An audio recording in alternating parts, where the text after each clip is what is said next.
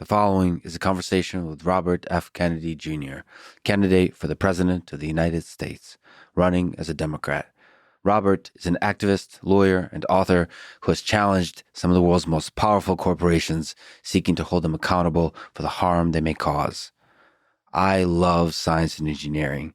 These two pursuits are, to me, the most beautiful and powerful in the history of human civilization. Science is our journey, our fight for uncovering the laws of nature and leveraging them to understand the universe and to lessen the amount of suffering in the world. Some of the greatest human beings I've ever met, including most of my good friends, are scientists and engineers. Again, I love science. But science cannot flourish without epistemic humility, without debate, both in the pages of academic journals and in the public square, in good faith, long-form conversations. Agree or disagree, I believe Robert's voice should be part of the debate. To call him a conspiracy theorist and arrogantly dismiss everything he says without addressing it diminishes the public's trust in the scientific process. At the same time, dogmatic skepticism of all scientific output on controversial topics like the pandemic is equally, if not more, dishonest and destructive. I recommend that people read and listen to Robert F. Kennedy Jr., his arguments and his ideas. But I also recommend, as I say in this conversation, that people read and listen to Vincent Recaniello from This Week in Virology, Dan Wilson from Debunk the Funk, and the Twitter and books of Paul Offit, Eric Topol, and others who are outspoken in their disagreement with Robert. It is disagreement, not conformity, that bends the long arc of humanity toward truth and wisdom. In this process of disagreement, everybody has a lesson to teach you, but we must have the humility to hear it and to learn from it. And now, a quick few-second mention of each sponsor. Check them out in the description. It's the best way to support this podcast. We got House of Macadamias for snacks, A-Sleep for naps, Insight Tracker for biological data, and AG1 for my go-to daily multivitamin. Choose wisely, my friends. Also, if you want to work with our amazing team, we're always hiring. Go to lexfriedman.com/hiring. And now, onto the full ad reads. As always, no ads in the middle. I try to make these interesting, but if you must skip them, please still check out our sponsors. I enjoy their stuff. Maybe you will too. This show is brought to you by House of Macadamias, a company that makes delicious, high-quality, healthy, macadamia nut-based snacks. Every single person I have shared the snack with have deeply enjoyed it. And there's been quite a few people, including guests. And they love it. And they love the variety in each individual snack. I don't think there's been a negative response to any of the snacks because it's whole nuts with all kinds of additions to them, bars with all kinds of additions to them, all kinds of flavors, all of it healthy. All of it is perfectly portioned. It's just a perfect snack. Low in carbs, high in omega-7 fats. There's all kinds of super healthy aspects to this stuff, but I just enjoy it because it's an escape from the mundane. Actually, the word mundane makes it seem like it's not deeply fulfilling, but most of my diet is mundane. Most of my diet is in this place of simplicity where I enjoy the minimalism of it. But sometimes a little detour in a small rural town somewhere on a long road trip from New York to San Francisco. Just take a little detour and you're going to find a gas station with a weird guy who has one hell of an amazing story to tell you. That guy is a macadamia nut snack. And you can meet that guy, just like as I do, by going to houseofmacadamias.com/flex to get a free box of their bestseller, Namibian sea salted macadamia nuts, plus 20% off your entire order. That's houseofmacadamias.com/lex. This episode is also brought to you by 8Sleep and its new Pod 3 mattress. It is a source of happiness for me. Naps are a source of happiness for me. You know, I'm kind of torn on this, but I think I might be even a bigger fan of naps than a full night's sleep. Full night's sleep is like an essential foundation to life, but naps for me, again, Speaking of detours in the middle of nowhere, it's sometimes a stressful day feels like a highway to hell. It's a little reference to AC/DC and one of the most badass songs ever written. But anyway, life sometimes feels like a highway to hell, and this is a little detour again to that gas station where you meet a person that helps you escape from all the madness of this world and realize how beautiful human beings are. That's what a nap is. It's a reminder how beautiful life is, how insatiably delicious every single moment is, how full of vigor and sensory extravagance every single moment is. Anyway, for me, the naps do that. I'm sure there's drugs for this too, but to me, the healthiest drug is a good nap. And 8 sleep makes that nap extra special. Check it out and get special savings when you go to 8sleep.com/Lex. This show is also brought to you by Inside Tracker, a service I use to track biological data. Obviously, this episode is very much about your health. There's a lot of controversial aspects to this episode, but I think what's not discussed in this episode and what I think is true about the future of medicine, about the future of health and diet and so on, that the decisions you make about your body should be driven by the data that comes from your body. As much raw signal as possible. And that's what Inside Tracker is paving the way on, is getting as much biological data from you as possible to help you make decisions. That's blood data, DNA data, fitness tracker data, all of that. Shove that into machine learning algorithms to give you recommendations. Get special savings for a limited time when you go to insidetracker.com/Lex. Get special savings for a limited time when you go to insidetracker.com/Lex. This show is brought to you by the thing I just drank, Athletic Greens, or what it's now called AG1. The name of the drink and the name of the company, AG1. It's an all-in-one daily drink to support better health and peak performance. I drink it twice a day. I'm traveling, and they have travel packs that make me feel like I'm at home for a brief moment. I make myself an Athletic Greens. I put it in the fridge. I let it cool for a while, and then I open it up and I drink it. And not only do I feel healthier, not only do I feel like I have my life together, even when on the surface it seems like the life is falling apart, physically and emotionally, I know at least I got my nutritional bases covered. I think it's really important when you travel, or at least when I travel, to have little reminders, maybe almost subconscious reminders, that make you feel like this hotel or this shady place you find yourself in somewhere in the world has a piece of home in it. It makes you kind of feel like you are at home until you realize you're not. But that little break is wonderful. And for me, AG1 is very much that, because AG1 makes me think like I'm at home and I have my life together. And so when I travel, it's really nice to have it as well. They'll give you a 1-month supply of fish oil when you sign up at drinkag1.com/Lex. This is the Lex Friedman podcast. To support it, please check out our sponsors in the description. And now, dear friends, here's Robert F. Kennedy Jr.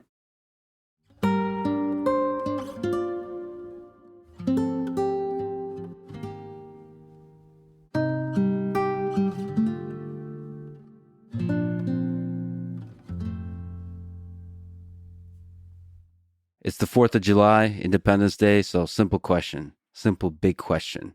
What do you love about this country, the United States of America?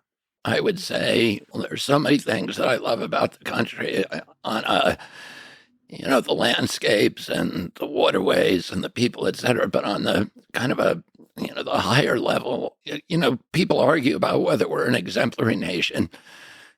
And that term has been given a bad name, particularly by the neocons, the actions of the neocons in recent decades, who have turned that phrase into kind of a justification for forcing people to adopt American systems or values at the barrel of a gun. But my father and uncle used it in a very different way, and they were very proud of it. I grew up very proud of this country because we were the exemplary nation in the sense that we were an example of democracy all over the world. When we first launched our democracy in 1780, we were the only democracy on earth. And by the Civil War, by 1865, there were 6 democracies. Today, there's probably 190. And all of them, in one way or another, are modeled on the American experience. And it's kind of extraordinary because sort of our first contact with, our first serious and sustained contact with the European culture and continent was in 1608, when John Winthrop came over with his Puritans in the sloop Arbella, and Winthrop gave this famous speech where he said, "This is going to be a city on a hill. This is going to be an example for, all the other nations in the world." And he warned his fellow Puritans. They were, sitting at this great expanse of land. And he said, "We can't be seduced by the lure of real estate or by the carnal opportunities of this land. We have to take this country as a gift from God and then turn it into an example for the rest of the world of God's love, of God's will, and wisdom." And then 200 years later, 250 years later, they a different generation. They were mainly deists. They were people who had a belief in God, but not so much a love of particularly religious cosmologies. The framers of the Constitution believed that we were creating something that would be replicated around the world, and that it was an example. In democracy, there would be this kind of wisdom from the collective, and the word wisdom means a knowledge of God's will, and that somehow God would speak through the collective in a way that that he or she could not speak through totalitarian regimes. And I think that that's something that, even though Winthrop was a white man and a Protestant, that every immigrant group who came after them kind of adopted that belief. And I know my family, when, my family came over, all of my grandparents came over in 1848 during the potato famine. And they saw this country as unique in history, as something that, that was part of kind of a broader spiritual mission. And so I'd say that from a 30,000-foot level, that, that's, I grew up so proud of this country and believing that it was the greatest country in the world, and for those reasons. Well, I immigrated to this country, and one of the things that really embodies America to me is the ideal of freedom. Hunter S. Thompson said, "Freedom is something that dies unless it's used." What does freedom mean to you? To me, freedom does not mean, chaos. And it does not mean anarchy. It means that it has to be accompanied by restraint if it's going to live up to its promise, in self-restraint. What it means is the capacity for human beings to exercise and to fulfill their creative energies unrestrained as much as possible by government. So this point that Hunter S. Thompson made is dies unless it's used. Do you agree with that? Yeah, I do agree with that. And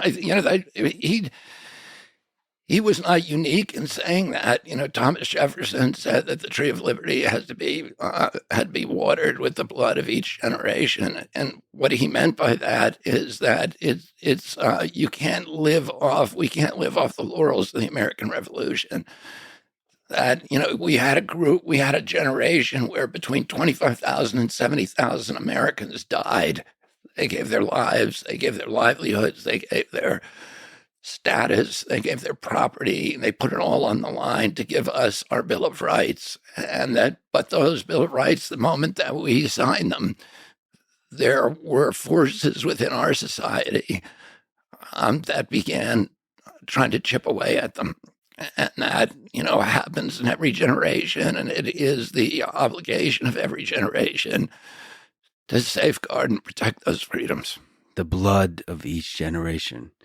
You mentioned your interest, your admiration of Albert Camus, of Stoicism, perhaps your interest in existentialism.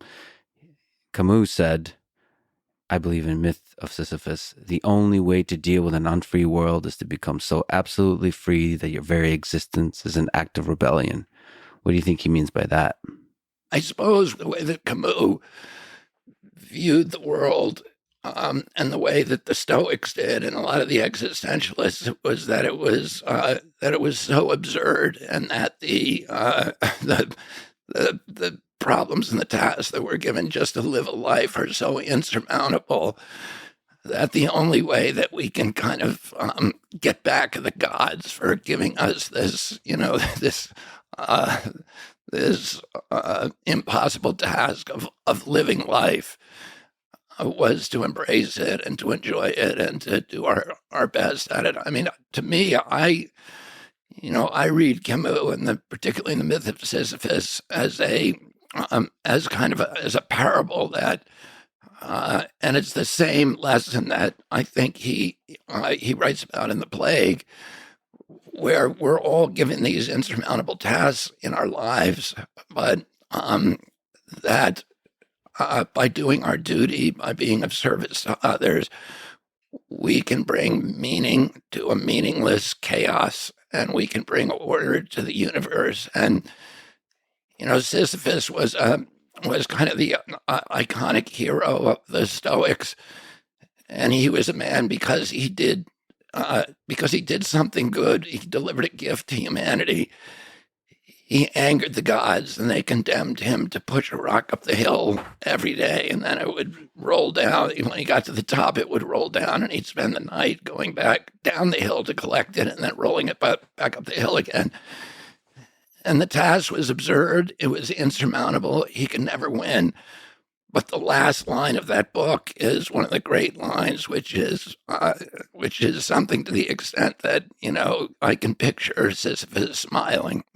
Because Camus' belief was that even though his task was insurmountable, that he was a happy man. And he was a happy man because he put his shoulder to the stone. He took his duty. He embraced the task and the absurdity of life, and he pushed the stone up the hill. And that if we do that, and if we find ways of being of service to others, that is the ultimate. That's the key to the lock. That's the solution to the puzzle. Each individual person in that way can rebel against absurdity by discovering meaning to this whole messy thing. And we can bring meaning not only to our own lives, but we can bring meaning to the universe as well. We can bring some kind of order to life. The embrace of those tasks and the commitment to service resonates out from us to the rest of humanity in some way. So you mentioned The Plague by Camus. There's a lot of different ways to read that book, but one of them, especially given how it was written, is that the plague symbolizes Nazi Germany and the Hitler regime. What do you learn about human nature from a figure like Adolf Hitler, that he is able to captivate the minds of millions, rise to power, and pull in the whole world into a global war? I was born 9 years after the end of World War II. And I grew up in a generation that was, with my parents who were fixated on that, on what happened. And my father, at that time, the resolution in the minds of most Americans, and I think people around the world, is that there had been something wrong with the German people. That, the Germans had been particularly susceptible to this kind of demagoguery and to following a powerful leader and to industrializing cruelty and murder. And my father always differed with that. My father said, "This is not a German problem. This can happen to all of us. We're all just inches away from barbarity. And the thing that keeps us safe in this country are the institutions of our democracy, our Constitution. It's not our nature. Our nature has to be restrained, and that comes through self-restraint. But it also, the beauty of our country is that we devise these institutions that are designed to allow us to flourish, but at the same time, not to give us enough freedom to flourish, but also create enough order to keep us from collapsing into barbarity." So, one of the other things that my father talked about from when I was little, he would ask us this question: if you were the family and Anne Frank came to your door and asked you to hide her, would you be one of the people who hid her at risk to your own life, or would you be one of the people who turned her in? And of course, we would all say, well, of course, we would hide Anne Frank and take the risk. But, that's been something, kind of a lesson, a challenge that has always been near the forefront of my mind, that if a totalitarian system ever occurs in the United States, which my father thought was quite possible, he was conscious about how fragile democracy actually is, that would I be one of the ones who would resist the totalitarianism, or would I be one of the people who went along with it? Would I be one of the people who was at the train station in, Krakow or even Berlin, and saw people being shipped off to camps and just put my head down and pretend I didn't see it, because talking about it would be destructive to my career and maybe my freedom and even my life. So, that has been a challenge that my father gave to me and all of my brothers and sisters. And it's something that I've never forgotten. A lot of us would like to believe we would resist in that situation, but the reality is most of us wouldn't. And that's a good thing to think about. That human nature is such that we're selfish, even when there's an atrocity going on all around us. And we also, we have the capacity to deceive ourselves. And all of us tend to kind of judge ourselves by our intentions and our actions. What have you learned about life from your father, Robert F. Kennedy? First of all, I'll say this about my uncle, because, I'm going to apply that question to my uncle and my father. My uncle was asked when he first met Jackie Bouvier, who later became Jackie Kennedy. She was a reporter for a newspaper, and she had a kind of column where she'd do these kind of pithy interviews with both famous people and kind of man in the street interviews. And she was interviewing him, and she asked him what he believed his best quality was, his strongest virtue. And she thought that he would say courage, because he had been a war hero. He was the only president who, and this is when he was senator, by the way, who received the Purple Heart. And, he had a very kind of famous story of him as a hero in World War II. And then he had come home and he had written a book on moral courage among American politicians and won the Pulitzer Prize. That book, Profiles in Courage, and which was a series of incidents where American political leaders made decisions to embrace principle, even though their careers were at stake, and in most cases were destroyed by their choice.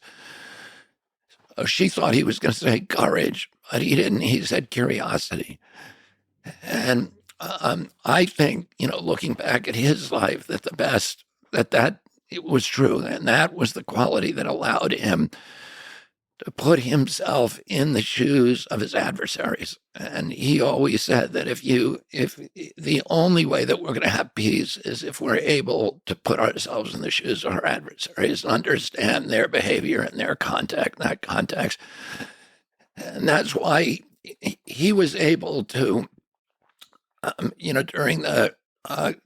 he was able to resist the intelligence apparatus and the military during the Bay of Pigs when they said, you've got to send in the Essex, the aircraft carrier. And he said no, even though he'd only been in 2 months in office. He was able to stand up to them because he was able to put himself in the shoes of both Castro and Khrushchev and understand there's got to be another solution to this. And then during the Cuban Missile Crisis, he was able to do it when the narrative was, okay, Khrushchev acted in a way as an aggressor to put missiles in our hemisphere. How dare he do that?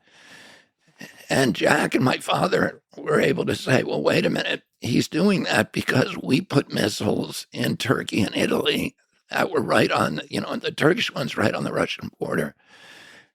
And they then made a secret deal with Dobrynin, with Ambassador Dobrynin, and, with Khrushchev,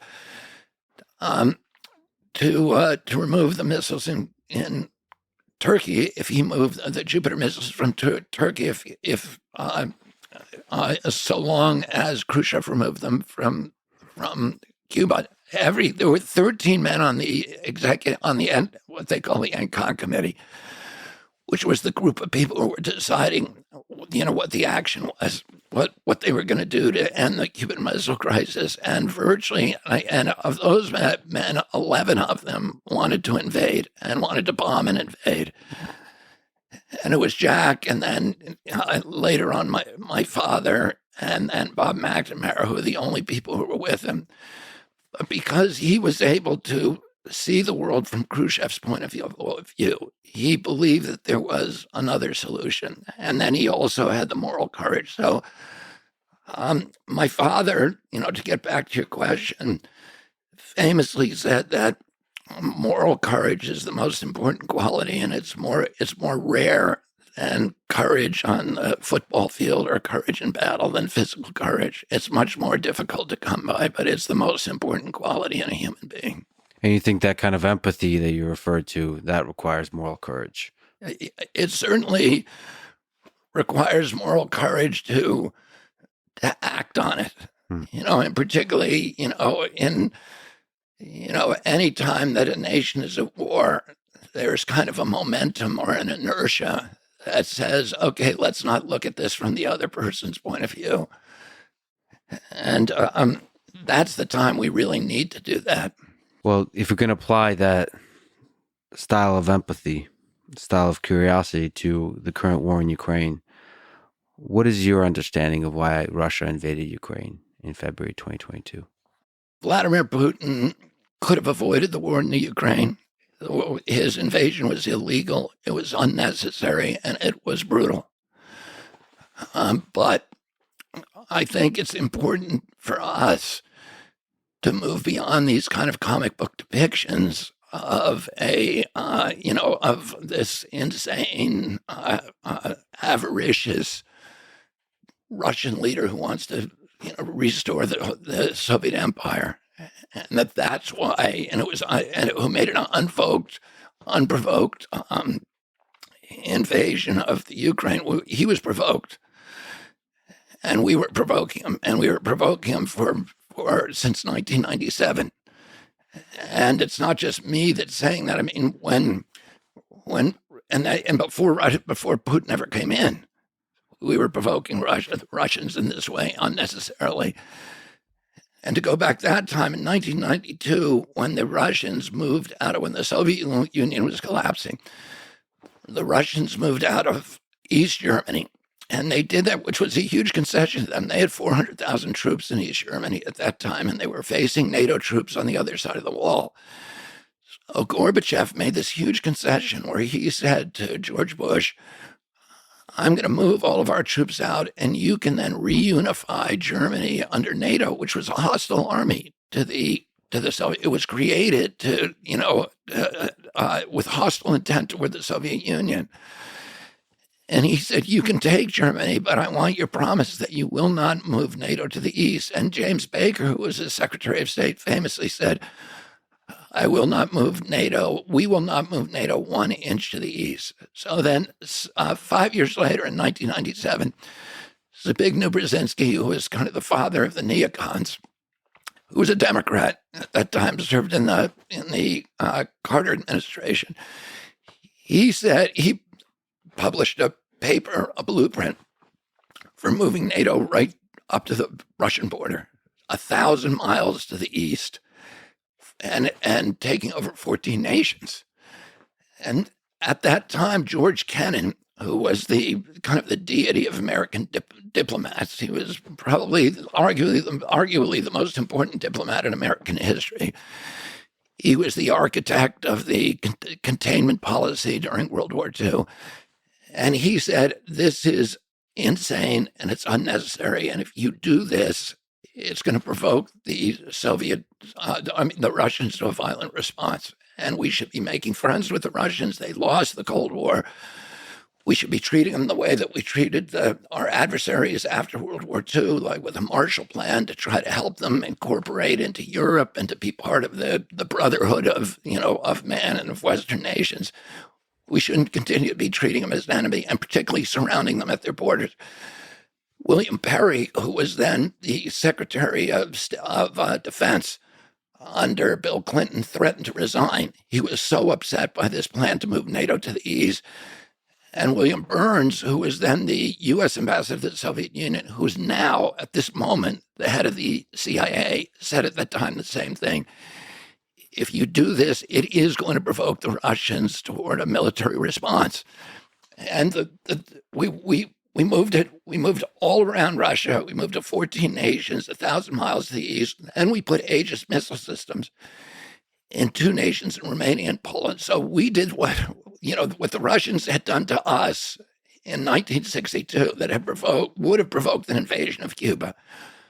We put those missile systems back there, and then we walk away unilaterally, from the 2 nuclear missile treaties, the intermediate nuclear missile treaties that we had with the Soviet Union, with Russia. And neither of us would put those missile systems on the borders.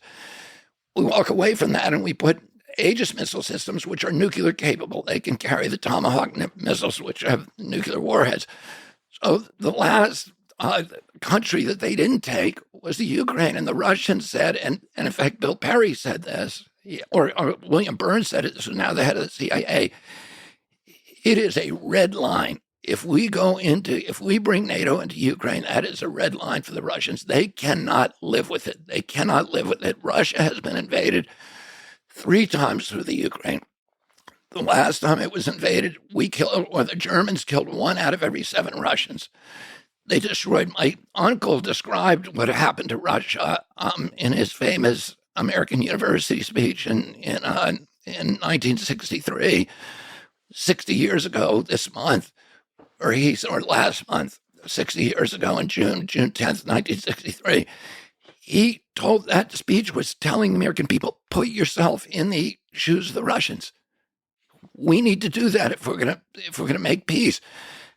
And he said, all of us have been taught, that we won the war, but we didn't win the war. The Russians, if anybody won the war against Hitler, it was the Russians. Their country was destroyed. They all of their cities, and he said, imagine if all of the cities from the East Coast of Chicago were reduced to rubble and all of the fields burned, all of the forests burned. That's what happened to Russia. That's what they gave so that we could get rid of Adolf Hitler. And he had them put themselves in their position. And, today there's none of that happening. We have refused repeatedly to talk to the Russians. We've broken up. There's 2 treaties, the Minsk agreements, which the Russians were willing to sign. And they said, we will stay out. The Russians didn't want the Ukraine. They showed that when the Donbass region voted 90-10 to leave and go to Russia, Putin said, no. We want Ukraine to stay intact, but we want you to sign a Minsk Accords the Russians were were very worried because of the U.S. involvement in the coup in Ukraine in 2014, and then the oppression and the killing of 14,000 ethnic Russians. And Russia has the same way that if Mexico put Aegis missile systems from China or Russia on our border and then killed 14,000 expats American, we would go in there. Oh, he does have a national security interest in the Ukraine. He has an interest in protecting the Russian-speaking people of the Ukraine, the ethnic Russians, and the Minsk Accords did that. It left Ukraine as part of Russia. It left them as a semi-autonomous region that could continue to use their own language, which is essentially banned by the coup, by the government we put in 2014. And we sabotaged that agreement. And we now know in April of 2022, Zelensky and Putin had inked a deal already to another peace agreement, and that the United States sent Boris Johnson, the neocons in the White House, sent Boris Johnson over to the Ukraine to sabotage that agreement. So what do I think? I think this is a proxy war. I think this is a war that the neocons in the White House wanted. They've said for 2 decades they wanted this war, and that they wanted to use Ukraine as a pawn in a proxy war between United States and Russia, the same as we used Afghanistan. And in fact, they say it. This is the model. Let's use the Afghanistan model. That was said again and again. And to get the Russians to overextend their troops and then fight them using local fighters and U.S. weapons.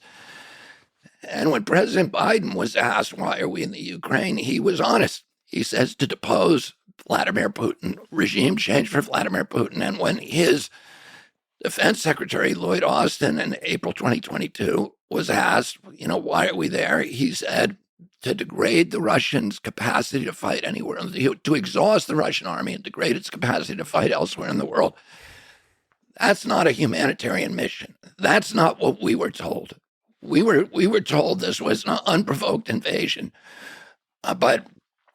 and that we're there to bring a humanitarian relief to the Ukrainians. But that is the opposite. That is a war of attrition that is designed to chew up, to turn this little nation into an abattoir of death for the flower of Ukrainian youth in order to advance a geopolitical ambition of certain people within the White House. And, I think that's wrong. We should be talking to the Russians the way that, Nixon talked to Brezhnev, the way that Bush talked to Gorbachev, the way that my uncle talked to Khrushchev. We need to be talking with the Russians. We should, and negotiating. And we need to be looking about how do we end this and preserve peace in Europe. Would you, as president, sit down and have a conversation with Vladimir Putin and Volodymyr Zelensky separately and together to negotiate peace? Absolutely. What about Vladimir Putin? He's been in power since 2000. So as the old adage goes, power corrupts and absolute power corrupts absolutely. Do you think he has been corrupted by being in power for so long? If you think of the man, if you look at his mind. Listen, I don't know exactly. I can't say because I don't know enough about him or about, the evidence that I've seen is that he is homicidal. He kills his enemies or poisons them. And, the reaction I've seen to that, to hit those accusations from him have not been to deny that, but to kind of laugh it off. I think he's a dangerous man, and that, of course, there's probably corruption in his regime. But having said that, it's not our business to change the Russian government. And anybody who thinks it's a good idea to do regime change in Russia, which has more nuclear weapons than we do, is, I think, irresponsible. And, Vladimir Putin himself has said, we will not live in a world without Russia. And it was clear when he said that he was talking about himself. And he has his hand on a button. that could bring, Armageddon to the entire planet. So why are we messing with this? It's not our job to change that regime. And we should be making friends with the Russians. We shouldn't be treating them as an enemy. Now we've pushed them into the camp with China. That's not a good thing for our country. And by the way, what we're doing now does not appear to be weakening Putin at all. Putin now, if you believe the polls that are coming out of Russia, they show him, the most recent polls that I've seen show him with an 89% popularity, that people in Russia support the war in Ukraine, and they support him as an individual. So, and I understand there's problems with polling, and you don't know what to believe, but the polls consistently show that, and it's not America's business to be the policeman of the world and to be changing regimes in the world. That's illegal. We shouldn't be breaking international laws. We should actually be looking for ways to improve relationships with Russia, not to destroy Russia, not to choose its leadership for them. That's up to the Russian people, not us. So step one is to sit down and empathize with the leaders of both nations to understand their history, their concerns, their hopes.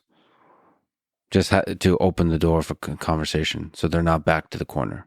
Yeah, and I think the U.S. can play a really important role, and a U.S. president can play a really important role by reassuring the Russians that we're not going to consider them an enemy anymore, that we want to be friends.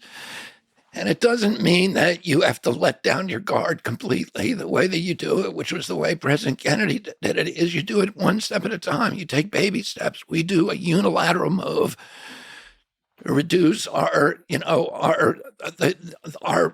hostility and aggression, and see if the Russians reciprocate. And that's the way that we should be doing it. And, we should be easing our way into a positive relationship with Russia. We have a lot in common with Russia, and we should be friends with Russia and with the Russian people. And, apparently there's been 350,000 Ukrainians who have died at least in this war. And there's probably been 60 or 80,000 Russians, and that should not give us any joy. It should not give us any, I saw Lindsey Graham on TV saying, something to the extent that anything we can do to kill Russians is a good use of our money. That it is not. Those are somebody's children. We should have compassion for them. This war is an unnecessary war. We should settle it through negotiation, through diplomacy, through statecraft, and not through weapons. Do you think this war can come to an end purely through military operations? No, I mean, I don't think there's any way in the world that the Ukrainians can beat the Russians. I don't think there's any appetite in Europe. I think Europe is now, in having severe problems in Germany, Italy, France. You're seeing these riots. There's internal problems in those countries. There is no appetite in Europe for sending men to die in Ukraine. And the Ukrainians do not have anybody left. The Ukrainians are using press gangs to fill the ranks of their armies. Men, military-age men, are trying as hard as they can to get out of the Ukraine right now to avoid going to the front. The Russians apparently have been killing Ukrainians at a 7-to-1 ratio. My son fought over there, and he told me it's artillery. He had firefights with the Russians mainly at night, but he said most of the battles were artillery wars during the day, and the Russians now outgun the NATO forces 10-to-1 in artillery. Oh, they're killing at a horrendous rate. Now, my interpretation of what's happened so far is that Putin actually went in early on with a small force because he expected to meet somebody on the other end of a negotiating table that once he went in. And that when that didn't happen, they did not have a large enough force to be able to mount an offensive. And so they've been building up that force up till now, and they now have that force. And even against this small original force, the Ukrainians have been helpless.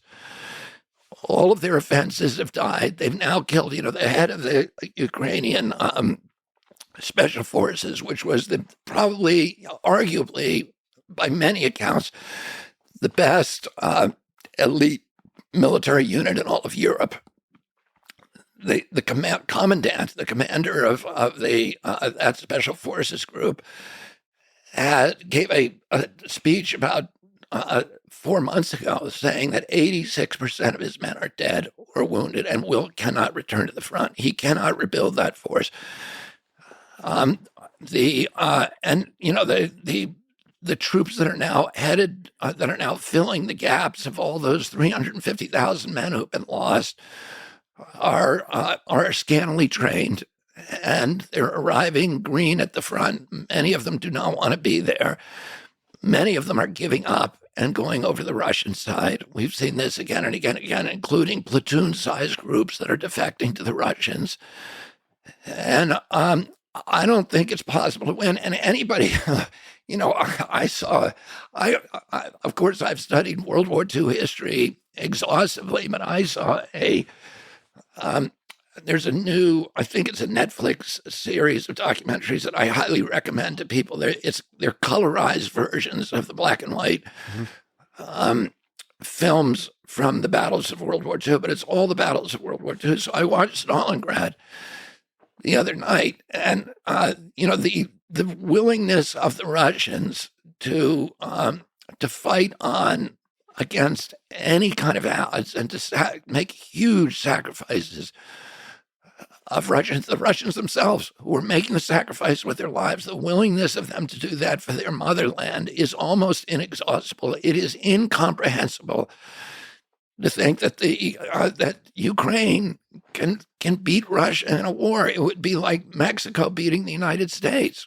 It's impossible to think that it can happen. And Russia has deployed a tiny, tiny fraction of its military so far, and now it has China with its mass production capacity supporting its war effort. It's a hopeless situation, and we've been lied to.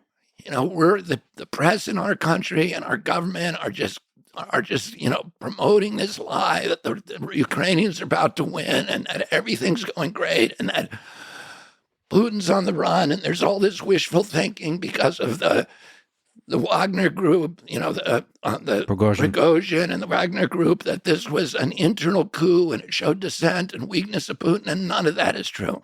That was that insurgency, which wasn't even an insurgency. He only got 4,000 of his men to follow him out of 20,000. And they were quickly stopped, and nobody in the Russian military, the oligarchy, the political system, nobody supported it, but we're being told, oh yeah, it's the beginning of the end for Putin. He's weakened, he's wounded, he's on his way out, and all of these things are just lies that we are being fed. So to push back on a small aspect of this that you kind of implied, so I've traveled to Ukraine, and one thing that I should say, similar to the Battle of Stalingrad, it is not only the Russians that fight to the end. I think Ukrainians are very willing to fight to the end, and the morale there is quite high. I've talked to nobody. This was a year ago in August with her son. Everybody was proud to fight and die for their country, and there's some aspect where this war unified the people, gave them a reason and an understanding that this is what it means to be Ukrainian, and I will fight to the death to defend this land. I would agree with that, and I should have said that myself at the beginning. That's one of the reasons my son went over there to fight, because he was inspired by the valor of the Ukrainian people and this extraordinary willingness of them. And I think Putin thought it would be much easier to sweep into Ukraine, and he found a stone wall of Ukrainians ready to put their lives and their bodies on the line. But that, to me, makes the whole episode even more tragic, is that, I don't believe, I think that the U.S. role in this has been, that there were many opportunities to settle this war, and the Ukrainians wanted to settle it. Vladimir Zelensky, when he ran in 2019, here's a guy who's a comedian. He's an actor. He had no political experience, and yet he won this election with 70% of the vote. Why? He won on a peace platform. And he won promising to sign the Minsk Accords. And yet something happened when he got in there that made him suddenly pivot. And, I think it's a good guess what happened. I think he was, he came under threat by ultra nationalists within his own administration. And the insistence of neocons like Victoria Nuland in the White House that, we don't want peace with Putin. We want a war. Do you worry about nuclear war? Yeah, I worry about it. It seems like a silly question, but it's not. It's a serious question. Well, the reason it's not, the reason it's not is just because people seem to be in this kind of dream state about that it'll never happen. And yet, it can happen very easily, and it can happen at any time.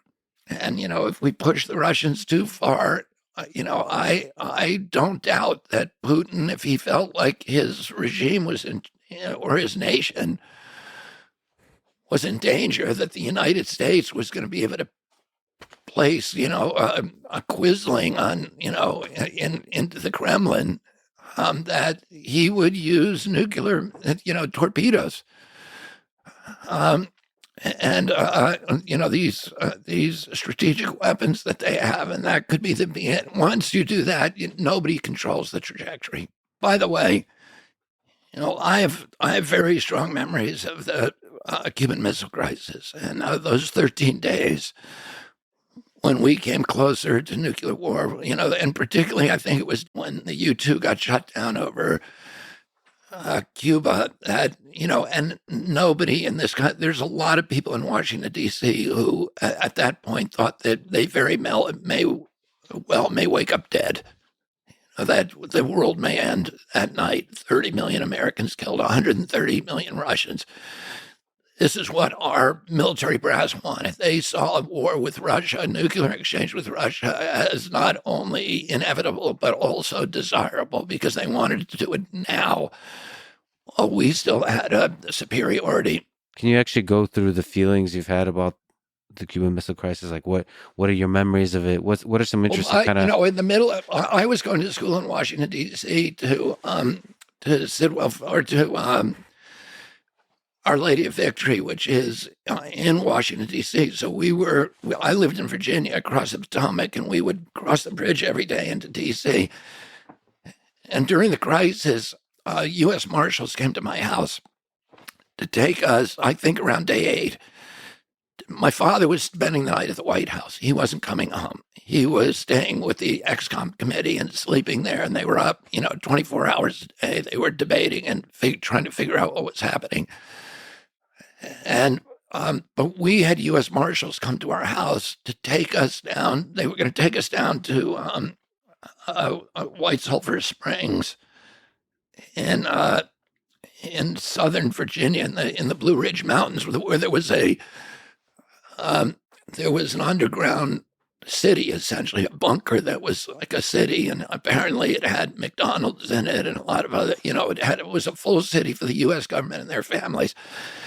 U.S. Marshals came to our house to take us down there, and I was very excited about doing that. And this was at a time, when we were doing the drills, we were doing the duck and cover drills once a week at our school, where they would tell you when the alarms go off, then you put your head under the table, you remove the sharps from your desk, put them inside your desk, you put your head under the table, and you wait, and the initial blast will take the windows out of the school, and then we all stand up and file in an orderly fashion into the basement, where we're going to be for the next 6 or 8 months or whatever.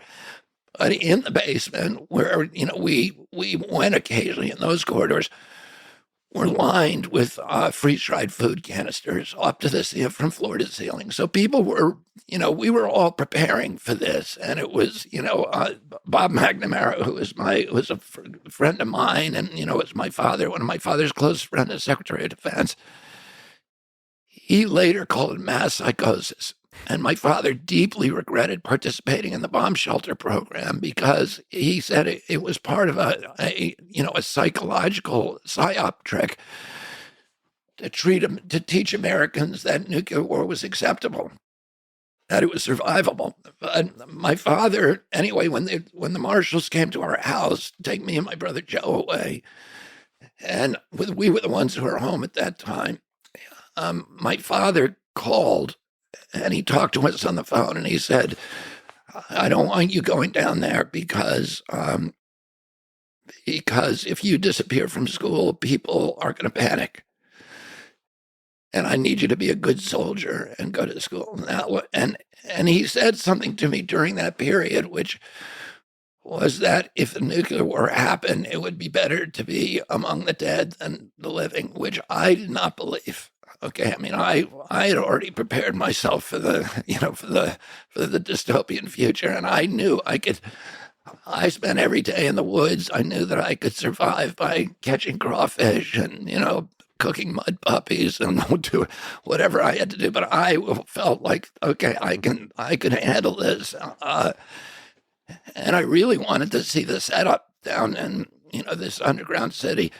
But anyway, that was part of it. For me, my father was away, and the last days of it, my father got this idea because Khrushchev had sent 2 letters. He sent one letter that was conciliatory, and then he sent a letter that after his Joint Chiefs and the warmongers around him saw that letter and they disapproved of it, they sent another letter that was extremely belligerent. And my father had the idea, let's just pretend we didn't get the second letter and reply to the first one. And then he went down to Dobrynin, and he met Dobrynin in the Justice Department, and Dobrynin was the Soviet ambassador, and they proposed this settlement, which was a secret settlement where Khrushchev would withdraw the missiles from Cuba. Khrushchev had put the missiles in Cuba because we had put missiles, nuclear missiles in Turkey and Italy. And my uncle's secret deal was that if Khrushchev removed the missiles from Cuba, within 6 months, he would get rid of the Jupiter missiles in Turkey. But if Khrushchev told anybody about the deal, it was off. Mm-hmm. So if news got out about that secret deal, it was off. But that was the actual deal. And Khrushchev complied with it, and then my uncle complied with it. How much of that part of human history turned on the decisions of one person? I think that's one of the, because that, of course, is the perennial question, right? But is history kind of on an automatic pilot, and human decisions, the decisions of leaders, really only have a marginal or incremental bearing on what is going to happen anyway. But I think that is and historians argue about that all the time. I think that is a really good example of a place in human history that literally the world could have ended if we had a different leader in the White House. And the reason for that is that there were, as I recall, 64 gun emplacements, missile emplacements. Each one of those missile emplacements had a crew of about 100 men, and they were Soviets. So we didn't know whether we had a couple of questions that my uncle asked asked the CIA, and he asked, Dulles was already gone, but he asked the CIA and he asked his military brass, because they all wanted to go in. Everybody wanted to go in. And my uncle asked to see the aerial photos, and he examined those personally. And this is why it's important to have a leader in the White House who can push back on their bureaucracies. And then he asked them, who's manning those missile sites? And are they Russians? And if they're Russians and we bomb them, isn't it going to force Khrushchev to then go into Berlin? And that would be the beginning of a cascade effect that would, highly likely to end in nuclear confrontation. And the the military brass said to my uncle, "Oh, we don't think he'll have we don't think he'll have the guts to do that." Mm-hmm. So my uncle was like, "That's what you're betting on," and they all wanted him to go in. They wanted him to bomb the sites and then invade Cuba. Mm-hmm. And he said, if we bomb those sites, we're going to be killing Russians. And it's going to provoke Russia into some response. And the obvious response is for them to go into Berlin. But the thing that we didn't know then, that we didn't find out until I think, there was like a 30-year anniversary of the Cuban Missile Crisis in Havana.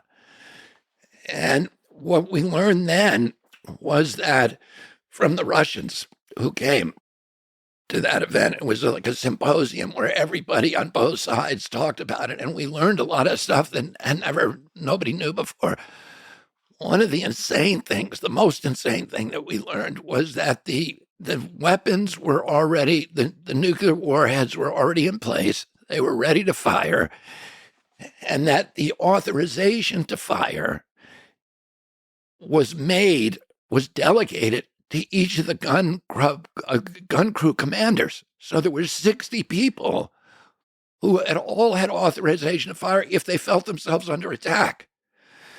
So you have to believe that at least one of them would have launched, and that would have been the beginning of the end. And, if anybody had launched, we knew what would happen. My uncle knew what would happen because he asked again and again, what's going to happen? And they said, 30 million Americans will be killed, but we will kill 130 million Russians. So we will win. And that was a victory for them. And my uncle later said, he told Arthur Schlesinger and Kenny O'Donnell, he said, those guys, he called them the salad brass, the guys with all of this stuff on their chests. And he said, those guys, they don't care because they know that if it happens, that they're going to be in the charge of everything.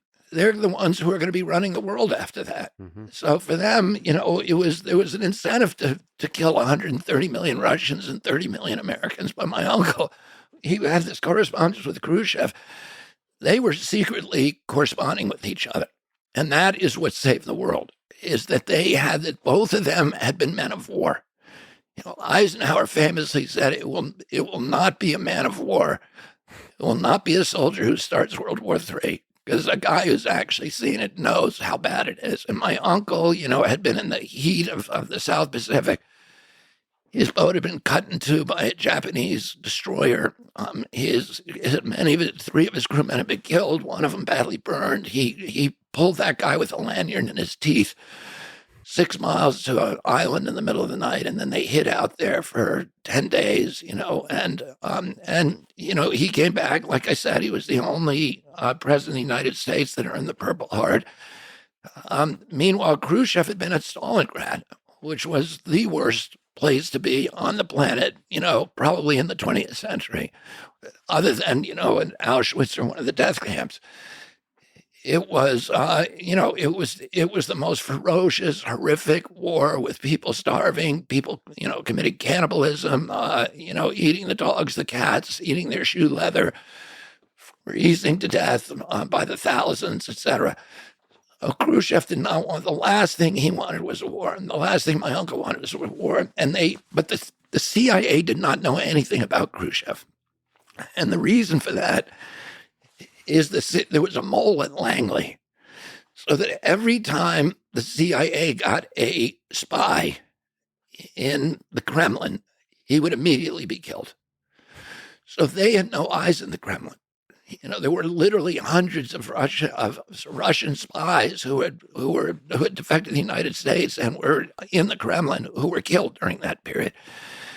They had no idea anything about Khrushchev, about how he saw the world, and they saw the Kremlin itself as a monolith, that this kind of, the same way that we look at Putin today, that, it's all, they have this ambition of world conquest, and it's driving them, and there's nothing else they think about. They're absolutely single-minded about it. But actually, there was a big division between Khrushchev and and his Joint Chiefs and his intelligence apparatus, and they both at one point discovered they were both in the same situation. They were surrounded by spies and military personnel who were intent on going to war, and they were the two guys resisting it. So when my uncle had this idea of, being the peace president from the beginning, he told Ben Bradley, one of his best friends, who, was the publisher of the Washington Post, or the editor-in-chief at that time, he said, Ben Bradley asked him, what do you want on your gravestone? And my uncle said, he kept the peace. He said, the principal job of the president of the United States is to keep the country out of war.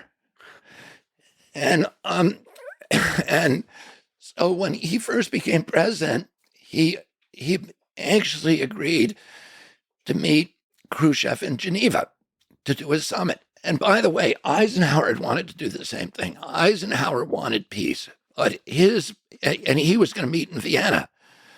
But that peace summit was blown up. He was going to try to do, he was going to try to end the Cold War. Eisenhower was in the last year of his in May of 1960. But that was torpedoed by the CIA during the U-2 crash. They sent a U-2 over the Soviet Union. It got shot down, and then Allen Dulles told Eisenhower to deny that we had a program. They didn't know that the Russians had captured Gary Francis Powers. And so and that blew up the peace talks between Eisenhower and Khrushchev. And so, there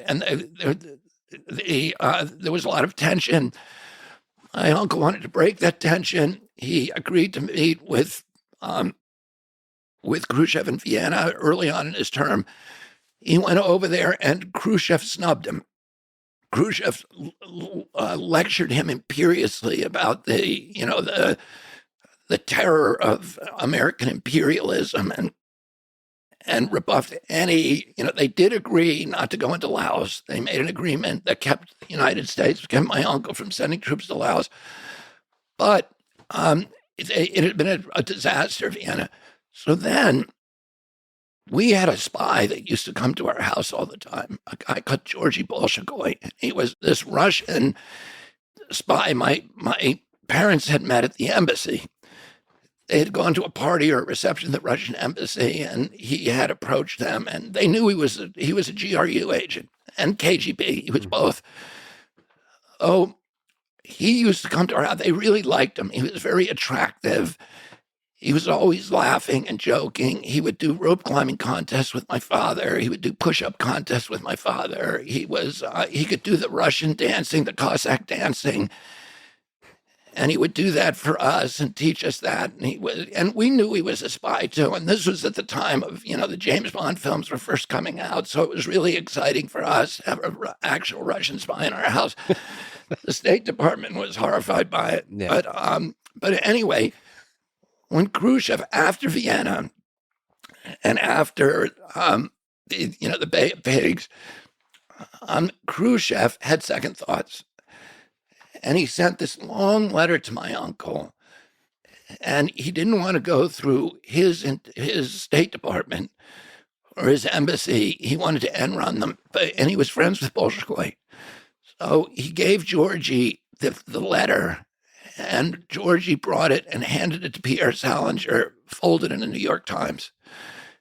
And he gave it to my uncle. And it was this beautiful letter, which he said, my uncle had talked to him about the children who were played. We played 29 grandchildren who were playing in his yard. And he's saying, what is our moral basis for making a decision that could kill these children so they'll never write a poem, they'll never participate in an election, they'll never run for office? How can we morally make a decision that is going to eliminate life for these beautiful kids? And he had said that to Khrushchev, and Khrushchev wrote them this letter back saying that he was now sitting as his dacha on the Black Sea, and that he was thinking about what my Uncle Jack had said to him at Vienna, and he regretted very deeply not having taken the olive leaf that Jack had offered him. And then he said, it occurs to me now that we're all on an ark, and that there is not another one, and that the entire fate of the planet.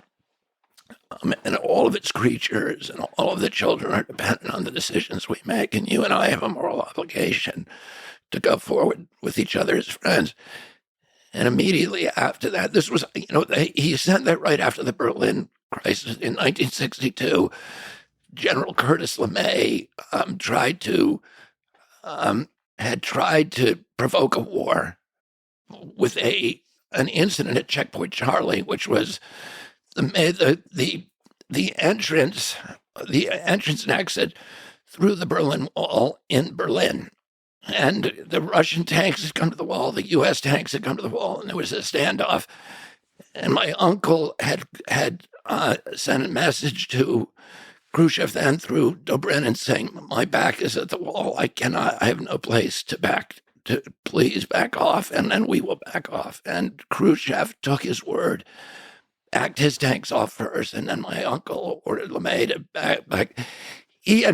LeMay had mounted bulldozer plows on the front of the tanks to plow down the Berlin Wall, and the Russians had come. So it was just, his generals trying to provoke a war, and but they started talking to each other, and then after he wrote that letter, they agreed that they would install a hotline so they could talk to each other and they wouldn't have to go through intermediaries. Mm-hmm. And so at Jack's house on the Cape, there was a red phone that we knew if we picked it up, Khrushchev would answer. Mm-hmm. And there was another one in the White House. Yeah. But they knew it was important to talk to each other, and you just wish that we had that kind of leadership today. That that just understands our job. Look, I know you know a lot about AI, right? And you know how dangerous it is potentially to humanity and what opportunities it also, offers. But it could kill us all. I mean, Elon said, first it's going to steal our job, then it's going to kill us, right? Yeah. And it's probably not hyperbole. It actually, if it follows the laws of biological evolution, which are just the laws of mathematics, that's probably a good endpoint for it, a potential endpoint. So, we need, it's going to happen, but we need to make sure it's regulated, and it's regulated properly for safety in every country. And that includes Russia and China and Iran. Right now, we should be putting all the weapons of war aside and sitting down with those guys and saying, how are we doing? How are we going to do this? There's much more important things to do. This stuff is going to kill us if we don't figure out how to regulate it.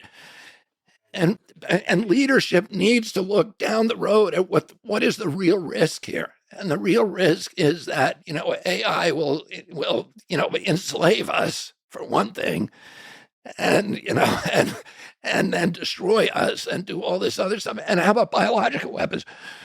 We're now all working on these biological weapons, and we're doing biological weapons for Ebola and dengue fever and all of these other bad things, and we're making ethnic bioweapons, bioweapons that can only kill Russians, bioweapons that the Chinese are making that can kill people who don't have Chinese genes.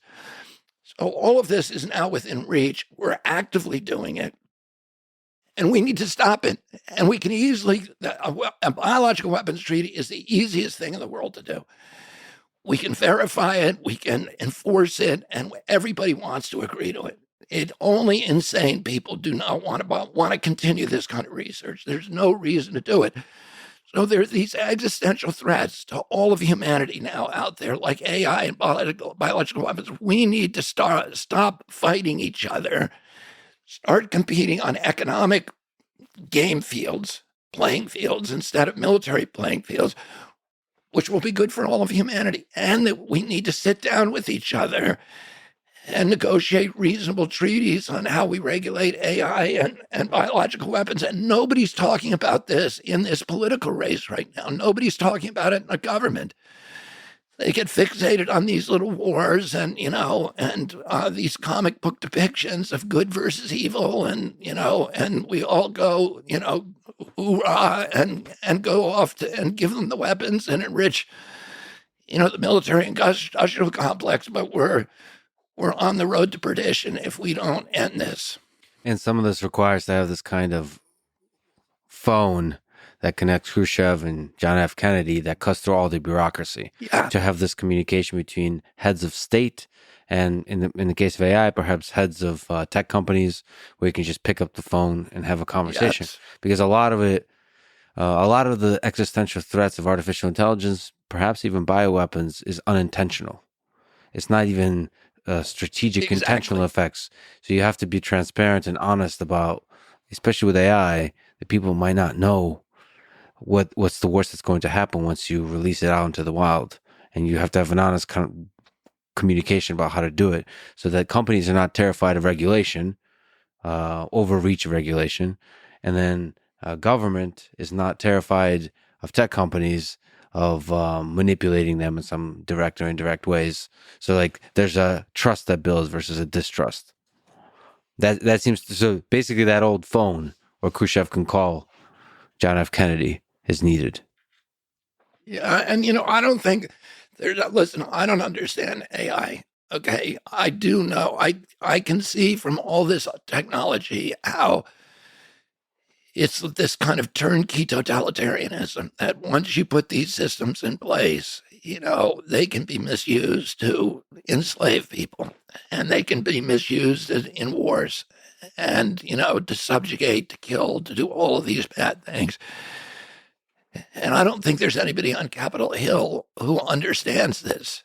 We need to bring in the tech community and say, tell us what these regulations need to look like, so that there can be freedom to innovate, so that we can milk AI for all of the good things, but not, fall into these traps that are going to, that are these existential threats that pose existential threats to humanity. It seems like John F. Kennedy is a singular figure in that he was able to have the humility to reach out to Khrushchev, and also the strength and integrity to resist the what did you call them, the salad brass and institutions like the CIA. So that makes it particularly tragic that he was killed. To what degree was the CIA involved, or the various bureaucracy involved in his death? The evidence that the CIA was involved in my uncle's murder, and that they were subsequently involved in the cover-up, and continue to be involved in the cover-up. I mean, there's still 5,000 documents that they won't release, 60 years later, is, I think, so insurmountable and so, mountainous and overwhelming that it's beyond any reasonable doubt, including, dozens of confessions of people who were involved in the assassination, but every kind of document, and I mean, it came as a surprise recently to most Americans, I think, the release of these documents, in which the press, the American media, finally acknowledged that, yeah, Lee Harvey Oswald was a CIA asset, that he was recruited, in 1957. He was a Marine working at the Atasui Air Force Base, which was the CIA Air Force Base, with the U-2 flights, which was a CIA program, and that he was recruited by James Jesus Angleton, who was the director of counterintelligence, and then sent on a fake defection to Russia, and then brought back, to Dallas. And people didn't know that, even though it's been known for decades. But it never percolated into the mainstream media because they have such a, they have such an allergy to anything that challenges the Warren Report. When Congress investigated my uncle's murder in the 1970s, the Church Committee did, and they did, 2.5-year investigation, and they had many, many more documents and much more testimony available to them than the Warren Commission had. And this was a decade after the Warren Commission. They came to the conclusion that my uncle was killed by a conspiracy. And there was a division where essentially one guy on that committee believed it was primarily the mafia. But Richard Schweitzer, the senator head of the committee, said, straight out, the CIA was involved in the murder of the President of the United States. Oh, if I've talked to most of the staff on that committee, and they said, yeah, and the CIA was stonewalling us the whole way through. And the actual people that the CIA appointed, George Johannides, who the CIA appointed as a liaison to the committee, they brought him out of retirement. He had been one of the masterminds of the assassination. It's impossible to even talk about a tiny fraction of the evidence here. What I suggest to people, there are hundreds of books written about this that, assemble this evidence and mobilize the evidence. The best book to me for people to read is James Douglas's book, which is called The Unspeakable. And Douglas does this extraordinary, he's an extraordinary scholar, and he does this just an amazing job of digesting and summarizing and mobilizing all of them, probably 1 million documents and, the evidence from all these confessions that have come out into a coherent story. And it's riveting to read. And, I recommend people who do not take my word for it, and don't take anybody else's word for it. Go ahead and do the research yourself. And one way to do that is probably the most efficient way is to read Douglas's book, because he has all the references there. So if it's true that CIA had a hand in this assassination, how is it possible for them to amass so much power? How is it possible for them to become corrupt? And is it individuals or is it the entire institution? No, it's not the entire institution. My daughter-in-law, who's helping to run my campaign, was a CIA, in the clandestine services for all of her career. She was a spy in the weapons of mass destruction program in the Mideast and in China. And there's 22,000 people who work for the CIA. Probably 20,000 of those are patriotic Americans and really good public servants, and they're doing important work for our country. But the institution is corrupt, and because the higher ranks of the institution. And in fact, Mike Pompeo said something like this to me the other day. He was the director of the CIA. He said, when I was there, I did not do a good job of cleaning up that agency. And he said the entire upper bureaucracy of that agency are people who do not believe in the institutions of democracy. This is what he said to me. So I don't know if that's true, but I know that, that's significant. He's a smart person, and he ran the agency, and he was the Secretary of State. But it's no mystery how that happened.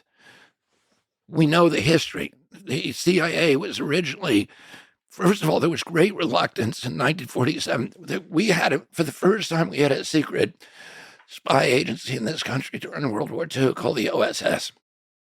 That was disbanded after the war because Congress said having a secret spy agency is incompatible with a democracy. Secret spy agencies are things that, like the KGB, the Stasi in East Germany, Savak in Iran, and PEEP in Chile, and whatever, all over the world, they're all have to do with totalitarian governments.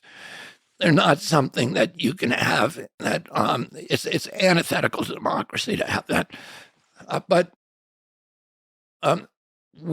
in 1947, we created it. Truman signed it in, but it was initially an espionage agency, which means information gathering, which is important.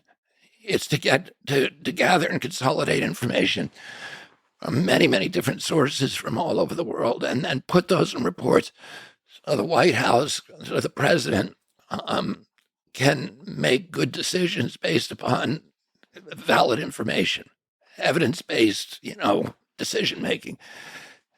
But Allen Dulles, who was essentially the first head of the agency, made a series of legislative machinations and political machinations that gave additional powers to the agency and opened up the what they called then the plans division, which is the plans division is the dirty tricks, it's the black ops. fixing elections, murdering what they call executive action, which means killing foreign leaders, and making small wars, and bribing and blackmailing people, stealing elections, and that kind of thing. And the reason at that time, we were in the middle of the Cold War, and Truman and then Eisenhower did not want to go to war. They didn't want to commit troops. And it seemed to them that, this was a way of kind of fighting the Cold War secretly without, and doing it at minimal cost by changing events sort of invisibly. And so it was seductive to them. But everybody, Congress, when they first voted it in place, Congress, both political parties said, if we create this thing, it could turn into a monster and it could undermine our values. And today it's so powerful, and then nobody knows what its budget is. Plus, it has its own investment fund, In-Q-Tel, which has invested, made, I think, 2,000 investments in Silicon Valley. So it has ownership of a lot of these tech companies that, and a lot of the CEOs of those tech companies have signed state secrecy agreements with the CIA, which if they even reveal that they have signed that, they can go to jail for 20 years and have their assets removed, et cetera. So the influence that the agency has, the capacity to influence events at every level in our country, is really frightening. And then for most of its life, the CIA was banned from propagandizing Americans. But we learned that they were doing it anyway. So in 1973, during the Church Committee hearings, we learned that the CIA had a program called Operation Mockingbird, where they had at least 400 members, leading members of the United States Press Corps, from the New York Times, the Washington Post, ABC, CBS, NBC, et cetera, who were secretly working for the agency and steering news coverage to support CIA priorities. And they agreed at that time to disband Operation Mockingbird in 1973. But there's indications they didn't do that. And the CIA today is the biggest funder of journalism around the world. The biggest funder is through USAID. The United States funds journalism in almost every country in the world. It owns newspapers. It has journalists on it, thousands and thousands of journalists on its payroll. They're not supposed to be doing that in the United States, but in 2016, President Obama changed the law to make it legal now for the CIA to propagandize Americans. And I think, we can't look at the Ukraine war and how that was, how the narrative has been formed in the minds of Americans and say that the CIA had nothing to do with that. Well, what is the mechanism by which the CIA influences the narrative? Do you think it's indirectly? Through the press. Indirectly through the press, or directly by funding the press? Directly through key members. I mean, there's certain press organs that have been linked, to the agency, that the people who run those organs, things like the Daily Beast, now Rolling Stone, editor of Rolling Stone, Noah Schlackman, has deep relationships with the intelligence community, Salon, Daily Kos. But I wonder why they would do it. So from my perspective, it just seems like the job of a journalist is to have an integrity where your opinion cannot be influenced or bought. I agree with you, but I actually think that the entire field of journalism has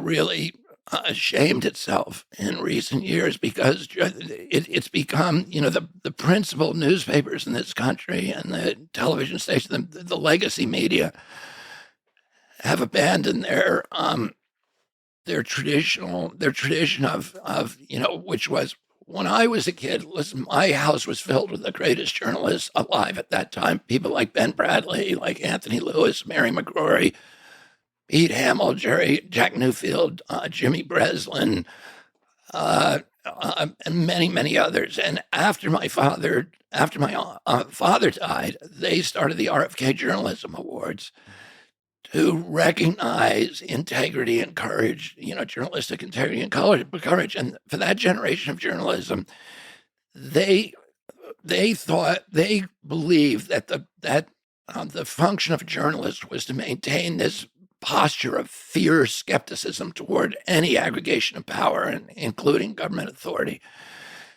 That people in authority lie, and that they always have to be questioned, and that their job was to speak truth to power and to be guardians of the First Amendment right to free expression. But if you look what happened during the pandemic, it was the inverse of that kind of journalism, where the major press organs in this country were, instead of speaking truth to power, they were doing the opposite. They were broadcasting propaganda. They became propaganda organs for the government agencies. And they were actually censoring the speech of anybody who dissents, of the powerless. And in fact, it was an organized conspiracy. And it was, the name of it was the Trusted News Initiative, and some of the major press organs in our country signed on to it, and they agreed not to print stories or facts that departed from government orthodoxy. So the Washington Post was the signature of the UPI, the AP, and then the four media, or the four social media groups, Microsoft, Twitter, Facebook, and Google, all signed on to the Trusted News Initiative. It was started by the BBC, organized by them. And the purpose of it was to make sure nobody could print anything about government that departed from government orthodoxy. And the way it worked is the UPI, the AP, and which are the news services that provide most of the news around the country, and the Washington Post would decide what news was permissible to print. And a lot of it was about COVID, but also Hunter Biden's laptops, where it was impermissible to suggest that those were real, or that they had stuff on there that was compromising. And and by the way, what I'm telling is all well documented, and I'm litigating on it right now. So I'm part of a lawsuit against the TNI. And so I know a lot about what happened, and I have all this documented. And people can go to our website. There's a letter on my Substack now to Michael Scher of the Washington Post that outlines all this and gives all my sources. Because Michael Scher accused me of being a conspiracy theorist when he was actually part of a conspiracy, a true conspiracy, to suppress anybody who was departing from government orthodoxies by either censoring them completely or labeling them conspiracy theorists.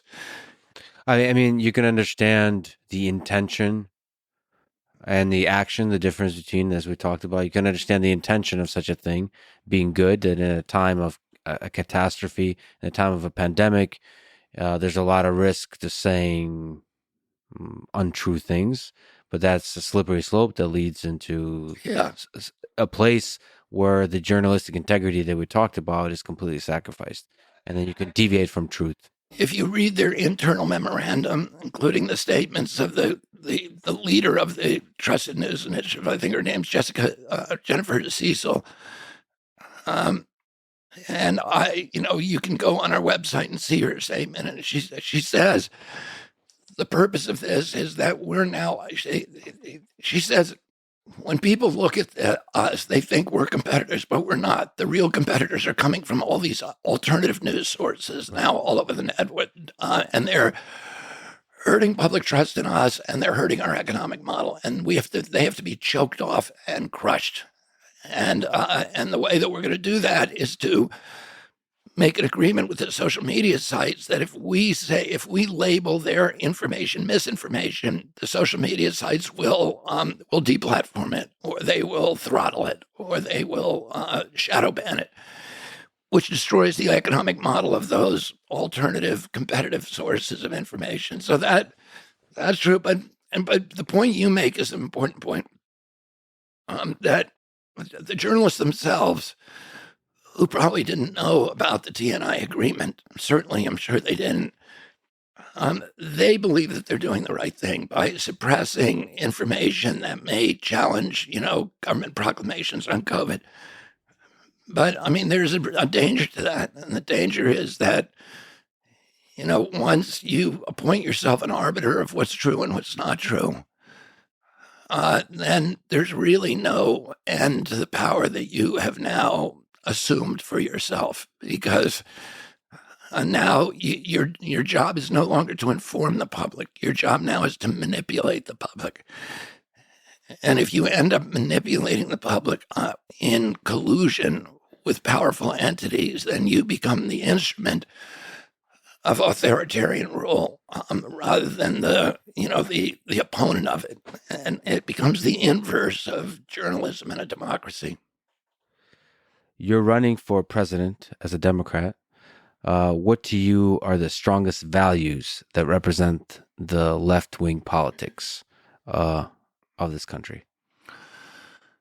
I would say protection of the environment and the commons, the air, the water, wildlife, fisheries, public lands, those assets that cannot be reduced to private property ownership, the landscapes, our Purple Mountain Majesty, the protection of the most vulnerable people in our society, people which would include children and minorities, the restoration of the middle class, and protection of labor, dignity, and decent pay for labor, bodily autonomy, a woman's right to choose, or an individual's right to endure unwanted medical procedures, peace. The Democrats have always been anti-war. The refusal to use fear as a governing tool. FDR said the only thing we have to fear is fear itself, because he recognized that tyrants and dictators could use fear to disable critical thinking and overwhelm the desire for personal liberty. The freedom of government from untoward influence by corrupt corporate power. The end of this corrupt merger of state and corporate power that is now, I think, dominating our democracy. It's what Eisenhower warned about when he warned against the emergence of the military-industrial complex. And then I prefer to talk about kind of the positive vision of what we should be doing in our country and globally, which is, I see that the corporations are commoditizing us, are poisoning our children, are strip mining the wealth from our middle class, and treating America as if it were a business in liquidation, converting assets to cash as quickly as possible, and creating or exacerbating this huge disparity in wealth in our country, which is eliminating the middle class and creating, kind of a Latin American style feudal model. There's these huge aggregations of wealth above and widespread poverty below. And that's a configuration that is too unstable to support democracy sustainably, and we're supposed to be modeling democracy, but we're losing it. And I think we ought to have a foreign policy that restores our moral authority around the world, restores America as the embodiment of moral authority, in which it was when my uncle was president, and as a purveyor of peace rather than, a warlike nation. My uncle said he didn't want people in Africa and Latin America and Asia to think of, when they think of America, to picture a man with a gun and a bayonet. He wanted them to think of a Peace Corps volunteer. And he refused to send combat veterans abroad, combat soldiers abroad. He never sent a single soldier to his death abroad, into combat. He sent 16,000. He resisted in Berlin in 1962. He resisted in Laos in 1961. He resisted in Vietnam. Vietnam, they wanted him to put 250,000 troops. He only put 16,000 advisors, which was fewer troops. And he sent to get James Meredith into the university, to Ole Miss in Oxford, Mississippi. One black man. He sent 16,000, and a month before he died, he'd ordered them all home. He actually, I think it was October 2nd of 1963, he heard that a Green Beret had died, and he asked his aide for a list of combat fatalities, and the aide came back, and there was 75 men had died in Vietnam at that point. And he said, "That's too many. We're going to have no more." And he signed a national security order, 263, and ordered all of those men, all Americans, home from Vietnam by 1965, with the first 1,000 coming home by December 63. And then in November, he, of course, just before that evacuation began, he was killed. And a week later, President Johnson remanded that order. And then a year after that, the Tonkin Gulf Resolution, we sent 250,000, which is what they wanted my uncle to do, which he refused. And it became an American war. And then Nixon, topped it off at 560,000. 56,000 Americans never came home, including my cousin, George Skakel, who died at the Tet Offensive. And we killed 1 million Vietnamese, and we got nothing for it. So America should be the symbol of peace. Today, my uncle, really focused on putting America on the side of the poor. Yeah. Instead of our tradition of fortifying oligarchies that were anti-communism. That was our major criteria. If you said you were against communists, and of course the people were the rich people. Our aid was going to the rich people in those countries, and they were going to the military juntas. Our weapons were going to the juntas to fight against the poor. And my uncle said, no, America should be on the side of the poor. And so he launched the Alliance for Progress and the USAID, which were intended to bring aid to the poorest people in those and build middle classes and take ourselves away. In fact, his favorite trip, his two favorite trips while he was president, his most favorite trip was to Ireland. This incredible emotional homecoming for all of the people of Ireland. But his second favorite trip was when he went to Colombia. He went to Latin America, but Colombia was his favorite country. And I think there were 2 million people came into Bogota to see him, this vast crowd, and they were just delirious cheering for him. And the president of Colombia, Yeras Camargo, said to him, "Do you know why they love you?" And my uncle said, "Why?" And he said, "Because they think you've put America on the side of the poor against the oligarchs." And, when my uncle, after he died, today, there are more avenues and boulevards and hospitals and schools and statues named after and commemorating, and parks commemorating John Kennedy in Africa and Latin America than any other president in the United States, and probably more than all the other presidents combined. And it's because, he put America on the side of the poor, and that's what we ought to be doing. We ought to be projecting economic power abroad. The Chinese have essentially stolen his playbook. And, we've spent $8 trillion on the Iraq war and its aftermath, the wars in Syria, Yemen, Libya, Afghanistan, Pakistan.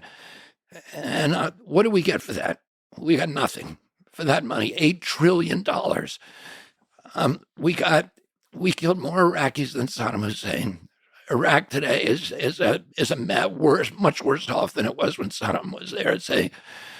It's an incoherent, violent war between Shia and Sunni death squads. We pushed Iraq into the embrace of Iran. It's now become essentially a proxy for Iran, which is exactly the outcome that we were trying to prevent for the past, 20 or 30 years.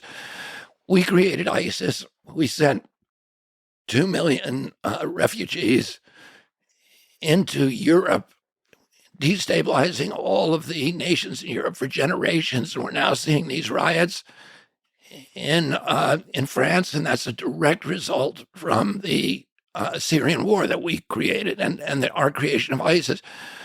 Brexit is another, result of that. So we, for $8 trillion, we wrecked the world. And during that same period that we spent $8.1 trillion, bombing bridges, ports, schools, hospitals, etc. The Chinese spent $8.1 trillion building schools, ports, hospitals, bridges, and universities. And now, the Chinese are out competing us everywhere in the world. Everybody wants to deal with the Chinese because they come in, they build nice things for you, and there's no strings attached, and they're pleasant to deal with. And as a result of that, Brazil is switching to the Chinese currency. Argentina is switching. Saudi Arabia, our greatest partner, that we put trillions of dollars into protecting our oil pipelines there, and now they're saying, we don't care what the United States think. That's what Mohammed bin Salman said.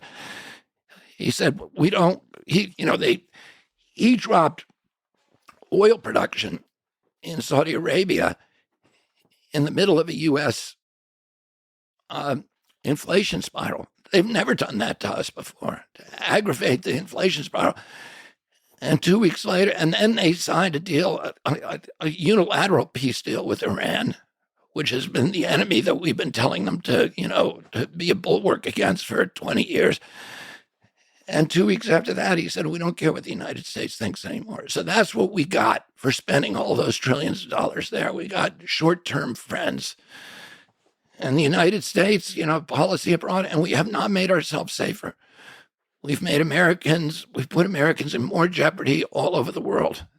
You have to wait in lines to get through the airport. You have to, the security state is now costing us $1.3 trillion. And America is unsafer and poorer than it's ever been. So, we're not getting, we should be doing what President Kennedy said we ought to do, and what China, the policy that China has now adopted. So that's a really eloquent and clear and powerful description of the way you see U.S. should be doing geopolitics and the way you see U.S. should be taking care of the poor in this country. Let me ask you a question from Jordan Peterson that he asked when I told him that I'm speaking with you. Given everything you've said, when does the left go too far? I suppose he's referring to cultural issues, identity politics. Well, Jordan trying to get me to badmouth the left the whole time I was in. I really enjoyed my talk with him. Yeah. But he seemed to have that agenda where he wanted me to, say bad things about the left. And I just, that's not what my campaign is about. I want to do the opposite. I'm not going to badmouth the left. They try. I was on a show this week with David Remnick from the New Yorker, and he tried to get me to badmouth Donald Trump and and Alex Jones and a lot of other people, and baiting me to do it. And of course, there's a lot of bad things I could say about all those people, but it doesn't. I'm trying to find values that hold us together, that we can share in common, rather than to focus constantly on these disputes and these issues that drive us apart. So me sitting here bad-mouthing the left or bad-mouthing the right is not going to advance the ball. I really want to figure out ways that, what do these groups hold in common that we can all, have a shared vision of what we want this country to look like. Well, that's music to my ears. But in that spirit, let me ask you a difficult question then. You wrote a book harshly criticizing Anthony Fauci. Let me ask you to steelman the case for the people who support him. What is the biggest positive thing you think Anthony Fauci did for the world? What is good that he has done for the world, especially during this pandemic? I don't want to sit here and speak uncharitably by saying the guy didn't do anything, but I can't think of anything. I mean, if you If you tell me something that you think he did, maybe there was a drug that got licensed while he was at NIH that, benefited people. That's certainly possible. He was there for 50 years. And in terms of his principal programs, of the AIDS programs and his COVID programs, and I think that the harm that he did vastly outweighed the benefits. Do you think he believes he's doing good for the world? I don't know what he believes. In fact, in that book, which is, I think, 250,000 words, I never try to look inside of his head. I deal with facts. I deal with science. And every factual assertion in that book is cited and sourced to government databases or peer-reviewed publications. And I try not to speculate about things that I don't know about or I can't prove. And I cannot tell you what his motivations were. I mean, all of us, he's done a lot of things that I think are really very, very bad things for humanity, very deceptive. We all have this capacity for self-deception. As I said at the beginning of this podcast, we judge ourselves on our intentions rather than our actions, and we all have an almost infinite capacity to convince ourselves that what we're doing is right. And not everybody kind of lives an examined life and is examining their motivations in the way that the world might experience their professions of goodness. Let me ask about the difficulty of the job he had. Do you think it's possible to do that kind of job well? Or is it also a fundamental flaw of the job of being the centralized figure that's supposed to have scientific policy? No, I think he was a genuinely bad human being. And that there were many, many good people in that department over the years. Bernice Eddy is a really good example. John Anthony Morris, many people whose careers he destroyed because they were trying to tell the truth. One after the other, the greatest scientists in the history of NIH were run out of that organization, out of that agency. But people listening to this, probably, will, in hearing me say that, will think that I'm bitter or that I'm doctrinaire about him. But, you should really go and read my book. And it's hard to summarize I tried to be really methodical, to not call names, to just say what happened. You are, the bigger picture of this is you're an outspoken critic of pharmaceutical companies, Big Pharma. What is the biggest problem with Big Pharma and how can it be fixed? Well, the problem could be fixed through regulation, the problems, but the pharmaceutical industry is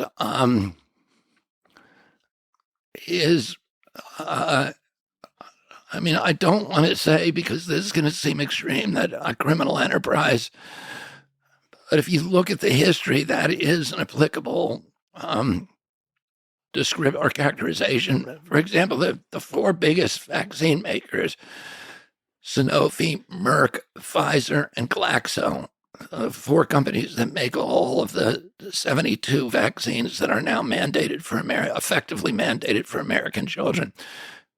Collectively, those companies have paid $35 billion in criminal penalties and damages in the last decade. And I think since 2000, about $79 billion. So these are the most corrupt companies in the world. And the problem is that they're serial felons. They do this again and again and again. So they did Merck did Vioxx, which they killed people by falsifying science. And they did it. They lied to the public. They said this is a headache medicine and an arthritis painkiller, but they didn't tell people that it also gave you heart attacks.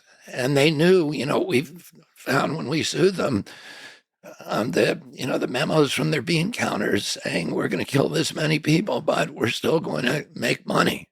So they make those calculations, and those calculations are made very, very regularly. And then when they get caught, they they pay a penalty, and I think they paid about $7 billion for Vioxx, but then they went right back that same year that they paid that penalty. They went back into the same thing again with Gardasil and with a whole lot of other drugs. So the way that the system is set up, the way that it's sold to doctors, the way that nobody ever goes to jail. So there's really no penalty. That it all becomes part of the cost of doing business. And you can see other businesses that if there's no penalty, if there's no real, I mean, these are the companies that gave us the opioid epidemic, right? So they knew what was going to happen. And you go and see, there's a documentary, I forget what the name of it is, but it shows exactly what happened. And, they corrupted FDA. They knew that that oxycodone was addictive. They got FDA to tell doctors that it wasn't addictive.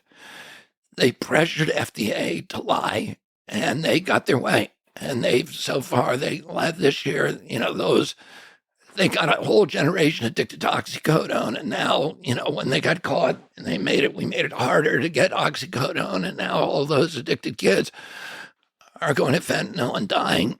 And this year it killed 106,000. That's twice as many people who were killed during the 20-year Vietnam War. But in 1 year, twice as many American kids. And they knew it was going to happen. And they did it to make money. So I don't know what you call that other than saying that's, a criminal enterprise. Was it possible to have, within a capitalist system, to produce medication, to produce drugs at scale in a way that is not corrupt? Yeah, of course it is. How? Through a solid regulatory regimen, where drugs are actually tested. I mean, the problem is not the capitalist system. The capitalist system, I have great admiration for love for the capitalist system. It's the greatest economic engine ever devised. But it has to be harnessed to a social purpose.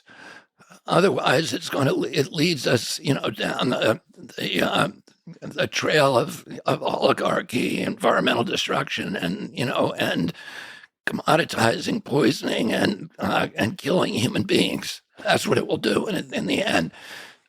You need a regulatory structure that is not corrupted by financial entanglements with the industry. And we've set this up the way that the system is set up today has created this system of regulatory capture on steroids. So almost 50% of FDA's budget comes from pharmaceutical companies. The people who work at FDA are, their money is coming, their salaries are coming from pharma, half their salaries. So they know who their bosses are, and that means getting those drugs done, getting them out the door and approved as quickly as possible. It's called fast track approval, and they pay 50% of FDA's budget. It goes about 45% actually goes to fast track approval. Do you think money can buy integrity? Oh yeah, of course it can. In the yeah, I mean, that's not something that is that is controversial. Of course, it will. So, and then slightly controversial to me. I would like to think that scientists that work at FDA, may not be able to buy your integrity. I'm talking about population wide. I'm not talking about the individual. But I'd like to believe that scientists, I mean, in general, a career of a scientist is not a very high paying job. I'd like to believe that people that go into science, that work at FDA, that work at NIH, are doing it for a reason that's not even correlated with money, really. Yeah. And I think probably that's why they go in there. But scientists are corruptible. And, the way that I can tell you that is that I've brought over 500 lawsuits, and almost all of them involve scientific controversies. And there are scientists on both sides in every one. When we sued Monsanto, there was on the Monsanto side there was a Yale scientist, a Stanford scientist, and a Harvard scientist, and on our side there was a Yale, Stanford, and Harvard scientist, and they were saying exactly the opposite things. In fact, there's a word for those kind of scientists who take money for their opinion, and the word is biostitutes. and they are very, very common. And and I've been dealing with them my whole career. I think it was Upton Sinclair who said that it's very difficult to persuade a man of a fact if the existence of that fact will diminish his salary. And I think that's true for all of us. If we find a way of reconciling ourselves to things that are to truths that actually and worldviews that actually benefit our salaries. Now, NIH has probably the worst system, which is that scientists who work for NIH itself, which used to be the premier gold standard scientific agency in the world, everybody looked at NIH and today it's just an incubator for pharmaceutical drugs. And that is that gravity of economic self-interest. Because if NIH itself collects royalties, they have margin rights for the patents on all the drugs that they work on. So with the Moderna vaccine, which they promoted incessantly and aggressively, NIH owned 50% of that vaccine and is making billions and billions of dollars on it. And there are at least four scientists that we know of, and probably at least six at NIH who themselves have margin rights for those patents. So if you are a scientist who work at NIH, you work on a new drug, you then get margin rights and you're entitled to royalties of $150,000 a year forever from that, forever. Your children's children, as long as that product's on the market, you can collect royalties. So you have, the Moderna vaccine is paying for the top people at NIH, some of the top regulators. It's paying for their boats. It's paying for their mortgages. It's paying for their children's education. And, you have to expect that that in those kind of situations, the regulatory function would be subsumed beneath the mercantile ambitions of the agency itself and the individuals who stand to profit enormously from getting a drug to market. Those guys are paid by us, the taxpayer, to find problems with those drugs before they get to market. But if you know that drug is going to pay for your mortgage, you may overlook a little problem, or even a very big one. And that's the problem. You've talked about that the media slanders you by calling you an anti-vaxxer. And you've said that you're not anti-vaccine, you're pro-safe vaccine. Difficult question. Can you name any vaccines that you think are good? I think some of the live virus vaccines are probably averting more problems than they're causing. There's no vaccine that is, safe and effective. Those are big words. What about the polio? Can we talk about the? Well, here's the problem. Yes. Here's the problem. The polio vaccine contained a virus called simian virus 40, SV40. It's one of the most carcinogenic materials that is known to man. In fact, it's used now by scientists around the world to induce tumors in rats and guinea pigs in labs. But it was in that vaccine. 98 million people who got that vaccine in my generation got it. And now you've had this explosion of soft tissue cancers in our generation that kill many, many, many, many, many more people than polio ever did. So if you say to me that the polio vaccine was effective against polio, I'm going to say yes. And if you say to me, did it kill more people, did it cause more deaths than avert, I would say, I don't know, because we don't have the data on that. So, but let's talk. Well, we kind of have to narrow in on: is it effective against the thing it's supposed to fight? Oh well, a lot of them are. Let me give you an example. The most popular vaccine in the world is the DTP vaccine, diphtheria, tetanus, and pertussis. It was introduced in this country around 1980. That vaccine caused so many injuries that Wyeth, which was the manufacturer, was said to the Reagan administration, "We are now paying $20 in downstream liabilities for every dollar that we're making in profits. And we are getting out of the business unless you give us permanent immunity from liability." So the vaccine companies then were given, and by the way, Reagan said at that time, why don't you just make the vaccine safe? And why is that? Because vaccines are inherently unsafe. They said unavoidably unsafe. You cannot make them safe. And so when Reagan wrote the bill and passed it, the bill says in its preambles, because vaccines are unavoidably unsafe. And the Brucewitz case, which was the Supreme Court case that upheld that bill, uses that same language. Vaccines cannot be made safe. They're unavoidably unsafe. So this is what the law says. Now, I just want to finish this story because this illustrates very well your question. The DTP vaccine was discontinued in this country, and it was discontinued in Europe because so many kids were being injured by it. However, the WHO and Bill Gates gives it to 161 million African children every year. And Bill Gates went to the Danish government and asked them to support this program, saying, we've saved 30 million kids from dying from diphtheria, tetanus, and pertussis. The Danish government said, can you show us the data?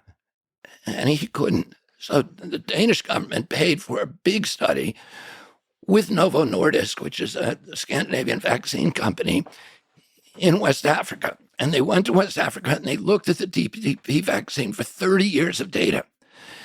And they retained the best vaccine scientists in the world, these kind of deities of African vaccine program, Peter A.A.B., Sigrid Morgensen, and a bunch of others.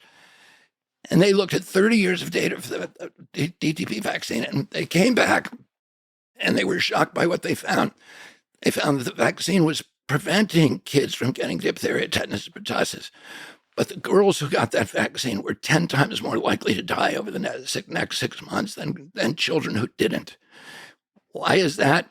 And they weren't dying from anything anybody ever associated with the vaccine. They were dying of anemia, bilharzia, malaria, sepsis, and mainly pulmonary and respiratory disease, pneumonia. And it turns out this is what this is what the researchers found, who were all pro-vaccine, by the way. They said that this vaccine is killing more children than diphtheria, tetanus, and pertussis prior to the introduction of the vaccine. And for 30 years, nobody ever noticed it. The vaccine was providing protection against those target illnesses, but it had ruined the children's immune systems, and they could not defend themselves against random infections that were harmless to most children. But isn't it nearly impossible to prove that link? You can't prove the link. All you can do is, for any particular interest, you can't, illness or death, you can't prove the link. But you can show statistically that that if you get that vaccine, you're more likely to die over the next 6 months than if you don't.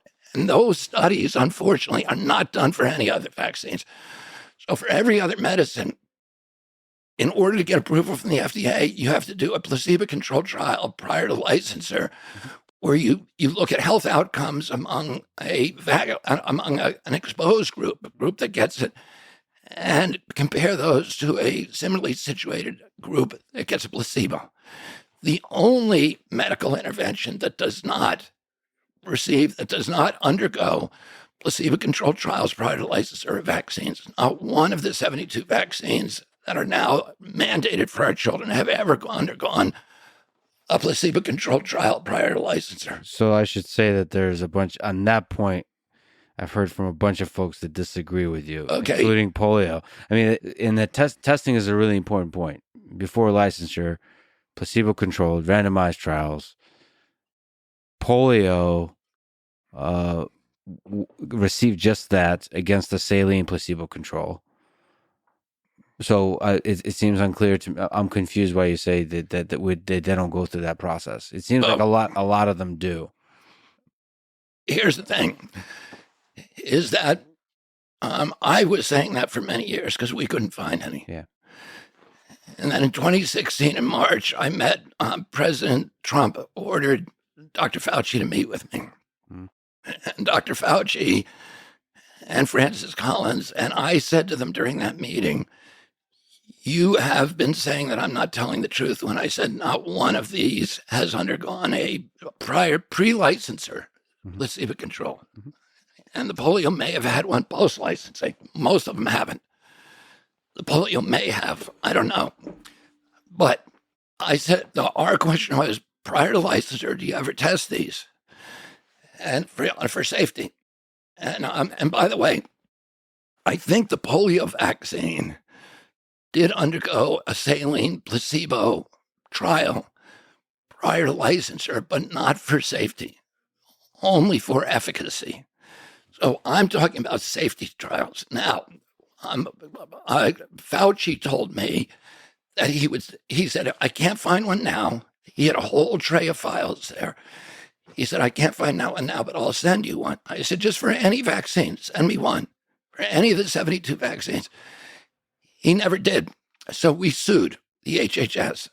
And after a year of stonewalling us, HHS came back and they gave us a letter saying we have no pre-licensing safety trial for any of the 72 vaccines. And that the letter from HHS, which settled our lawsuit against them because we had a FOIA lawsuit against them, is posted on CHD's website. So anybody can go look at it. So if if HHS had any study, I assume they would have given it to us, and they can't find one.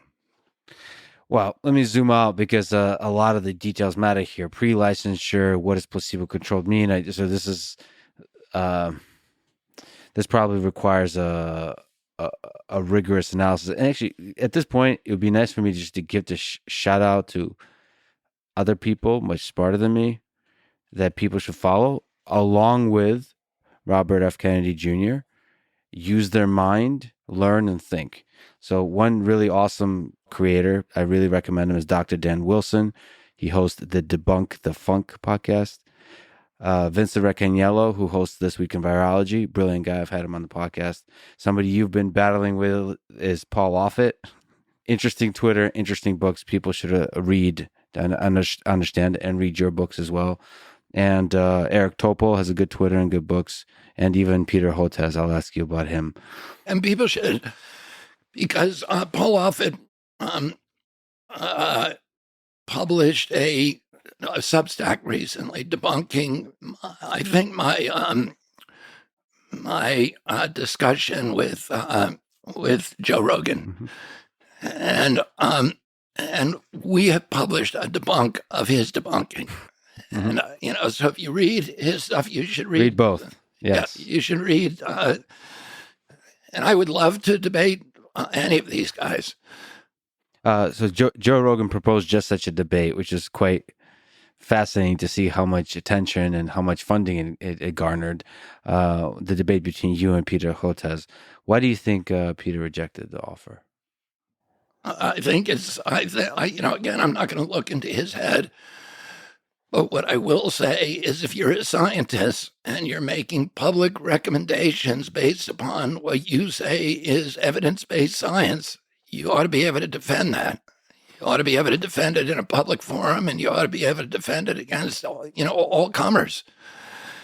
And, so if you're a scientist, science is rooted in logic and reason. And if you can't use logic and reason to defend your position, and by the way, I know almost all of the studies. I've written books on them, and we've made a big effort to assemble all the studies on both sides. And so I'm prepared to talk about those studies, and I'm prepared to submit them in advance. And for each of the points. And by the way, I've done that with Peter Hotez. I've actually, because I had this kind of informal debate with him several years ago with a referee at that time, and we were debating not only by phone but by email. And on those emails, every point that he would make, I would cite science, and he could never come back with science. He could never come back with publications.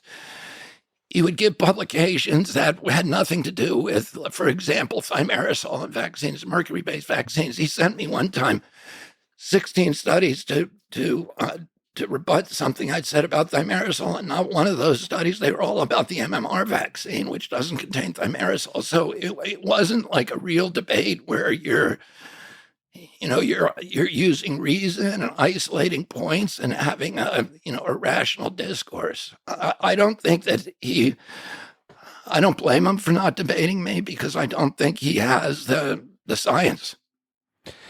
Are there aspects of all the work you've done on vaccines, all the advocacy you've done, that you found out that you were not correct on, that you were wrong on, that you've changed your mind on? Yeah, there are many times over time that I found that I've made mistakes and we correct those mistakes. I run a big organization and I do a lot of tweets. I'm very careful. For example, my Instagram, I was taken down for misinformation, but there was no misinformation on my Instagram. Everything that I cited on Instagram was cited or sourced to a government database or to peer-reviewed science.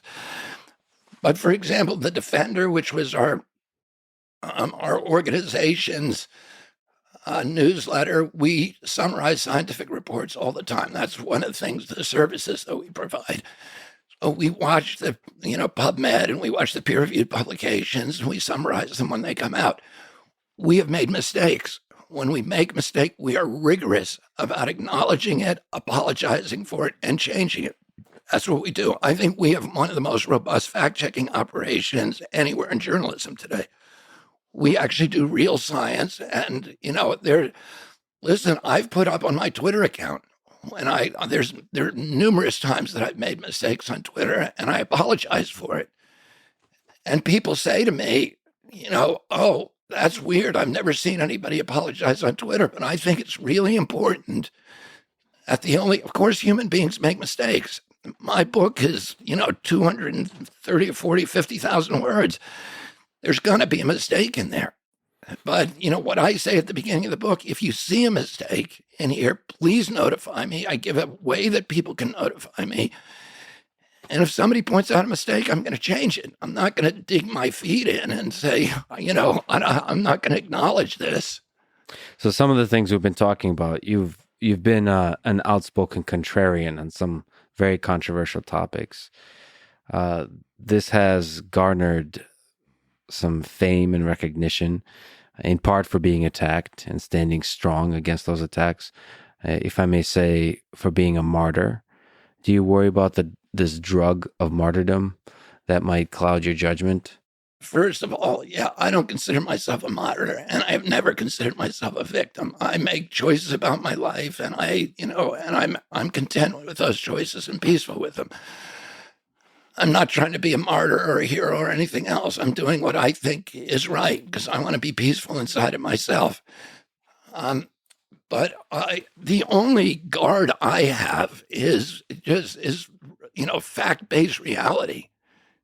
If you show me a scientific study that shows that I'm wrong, for example, if you come back and say, look, Bobby, here's a polio, here's a safety study on polio that was done pre-licensure and used a real saline solution, I'm going to put that on my Twitter and I'm going to say I was wrong. There is one out there. So, but that's all I can do. All right, I have to ask, you are in great shape. Can you go through your diet and exercise routine? I do intermittent fasting. So I eat between noon. I start at my first meal at around noon. Mm-hmm. And then I try to stop eating at 6 or 7. Mm-hmm. And then I hike every day. Morning, evening? In the morning. I go to a meeting first thing in the morning, 12-7 meeting. And then I go hike. And I hike uphill for a mile and a half up and a mile and a half down with my dogs. And I do my meditations. And then I go to the gym, and I go to the gym for 35 minutes. Mm-hmm. I do a short time. I've been exercising for 50 years. And what I found is it's sustainable if I do just a short periods. And I do 4 different routines at the gym. Mm-hmm. And I never relax at the gym. I go in there and I have a very intense exercise. And I lift, I could tell you what my routine is, but I do backs one day, chest one day, legs, and then a miscellaneous. And I do 12. My first set of everything is I try to reach failure at 12 reps. And then my fourth set of everything is a strip set. I take a lot of vitamins, I can't even list them to you here because I couldn't even remember them all, but I take a ton of vitamins and nutrients. I'm on an anti-aging protocol from my doctor that includes testosterone replacement, and but I don't take any steroids. I don't take any anabolic steroids or anything like that. And the DRT I use is bioidentical to what my body produced. What are your thoughts on hormone therapy in general? I talk to a lot of doctors about that stuff, because I'm interested in health. And, I've heard really good things about it, but I don't know. I'm definitely not an expert on it. About God, you wrote, God talks to human beings through many vectors: wise people, organized religion, the great books of religions, through art, music, and poetry. But nowhere with such detail and grace and joy as through creation. When we destroy nature, we diminish our capacity to sense the divine. What is your relationship, and what is your understanding of God? Who is God? Well, God is incomprehensible. I guess the most philosophers would say we're inside the mind of God. And so it would be impossible for us to understand, what God's form is. But for me, I have let's say this. I was raised in a very, very deeply religious setting. So we went to church in the summer, oftentimes twice a day, morning mass, and we definitely went every Sunday. And we prayed in the morning, we prayed before and after every meal, we prayed at night, we said a rosary, sometimes 3 rosaries a night. And my father read us the Bible. Whenever he was home, he would read us, we'd all get in the bed and he'd read us the Bible stories.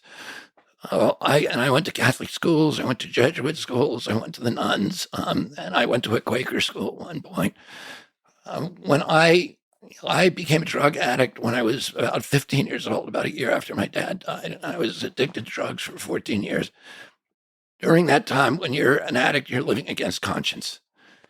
And when you're living, and I never, I was always trying to get off of drugs, never able to, but I never felt good about what I was doing.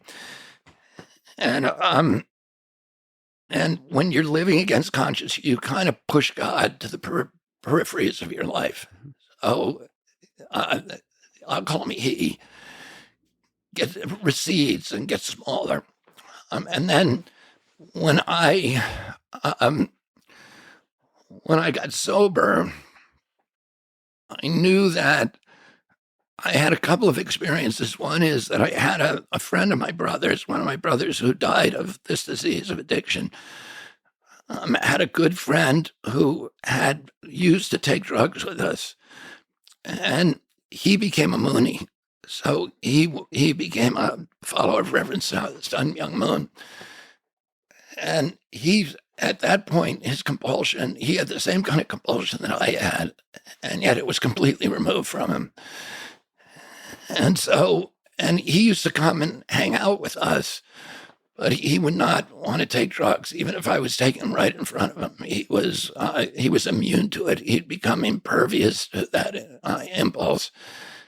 And when I first got sober, I knew that I did not want to be the kind of person who was, waking up every day and white knuckling sobriety and just, trying to resist through willpower. And by the way, I had iron willpower as a kid. I gave up candy for Lent when I was 12, and I didn't eat it again until I was in college.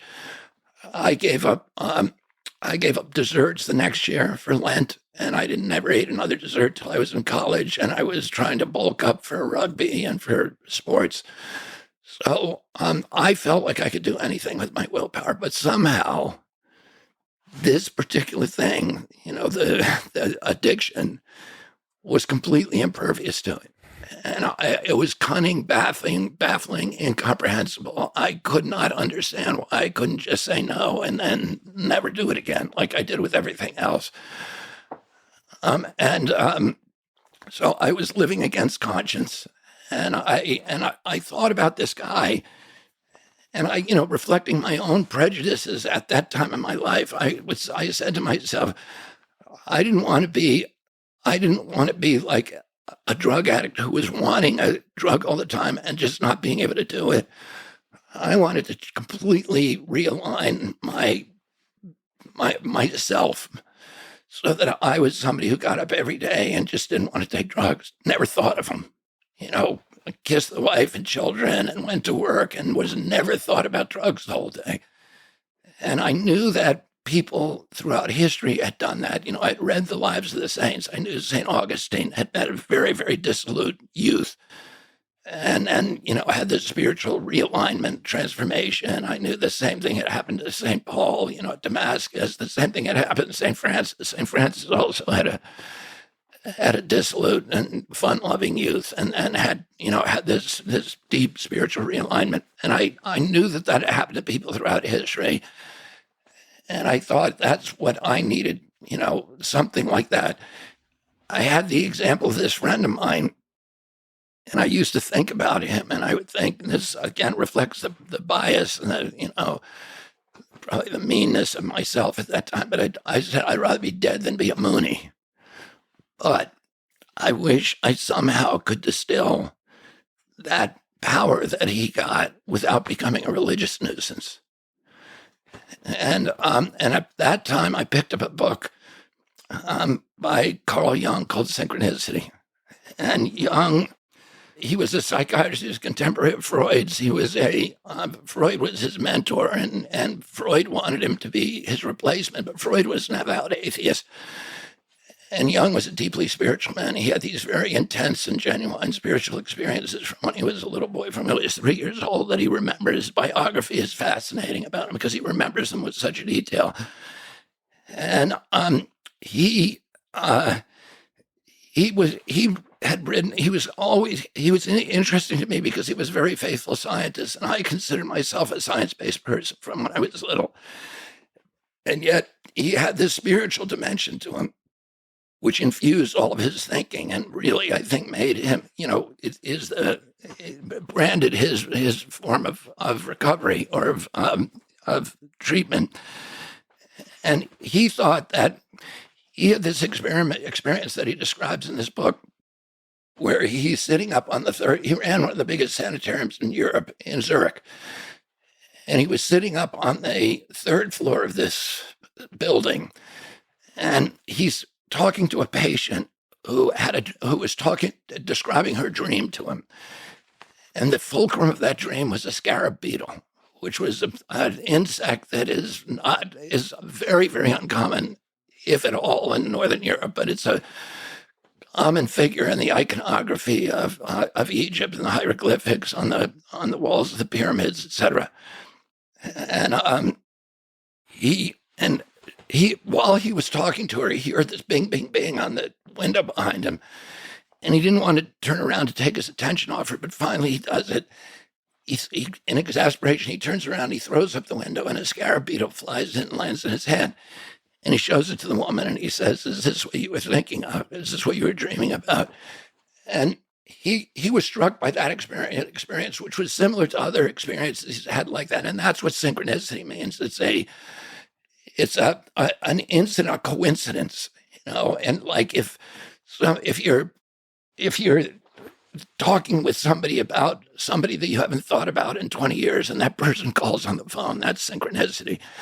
Oh, and he believed it was a way that God intervened in our lives that broke all the rules of nature that he had set up, the rules of physics, the rules of mathematics, to reach in and sort of tap us on the shoulder and say, "I'm here." And so he tried to reproduce that in a clinical setting. And he would put one guy in one room and another guy in another room and have them flip cards and guess what the other guy had flipped. And he believed that if he could beat the laws of chance, laws of mathematics, that he would approve the existence of an unnatural law, a supernatural law. And that was the first step to proving the existence of a God. He never succeeds in doing it. But he says in the book, even though I can't prove using empirical and scientific tools the existence of a God, I can show through anecdotal evidence, having seen thousands of patients come through this institution, that people who believe in God get better faster and that the recovery is more enduring than people who don't. And for me, hearing that was more impactful than if he had claimed that he had proved the existence of a God, because I wouldn't have believed that.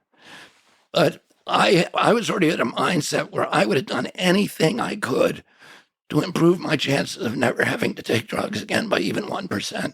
And if believing in God was going to help me, whether there's a God up there or not, believing in one itself had the power to help me, I was going to do that. So then the question is, how do you start believing in something that you can't see or smell or hear or touch or taste or acquire with your senses? And Jung provides the formula for that. And he says, act as if, you fake it till you make it. And so that's, what I started doing. I just started pretending there was a God watching me all the time, and kind of life was a series of tests, and there was a bunch of moral decisions that I had to make every day. And each one, these were all just little things that I did, but each one now for me had a moral dimension. Like when when the alarm goes off, do I lay in bed for an extra 10 minutes with my indolent thoughts, or do I jump right out of bed? Do I make my bed? Most important decision of the day. Do I hang up the towels? Do I, when I go into the closet and pull out my blue jeans and a bunch of those wire hangers fall on the ground, do I shut the door and say, I'm too important to do that? That's somebody else's job, or not? And so, do I put the water in the ice tray before I put it in the freezer? Do I put the shopping cart back in the, place that it's supposed to go, in the parking lot of the Safeway? And if I make a whole bunch of those choices right, that I maintain myself in a posture of surrender, which keeps me open to the power to my higher power, to my God. And when I do those things right, so much about addiction is about abuse of power, abuse of, all of us have some power, whether it's, good looks, or whether it's, connections or education or family or whatever. And there's always a temptation to use those to fulfill self-will.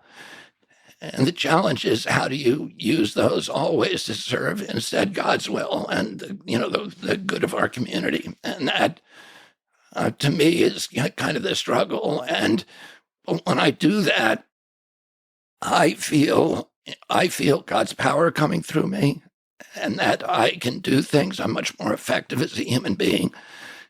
That gnawing, anxiety that I lived with for so many years, and my God, it's gone, and that I can kind of like put down the oars and hoist the sail, and and the wind takes me, and I can see the evidence of it in my life. And the big thing for temptation for me is that when all these good things start happening in my life and the cash and prizes start flowing in, how do I maintain that posture of surrender? How do I stay surrendered then, when my inclination is to say to God, thanks, God, I got it from here. Yeah. And drive the car off the cliff again. And so, I had a spiritual awakening, and my desire for drugs and alcohol was lifted miraculously.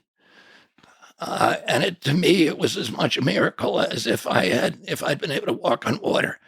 Because I had tried everything earnestly, sincerely, and honestly for a decade to try to stop, and I could not do it under my own power. And then all of a sudden, it was lifted effortlessly. And, so I saw that evidence, early evidence of God in my life, and of the power.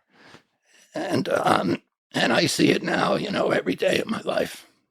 So adding that moral dimension to all of your actions is how you were able to win that Camus battle against the absurd.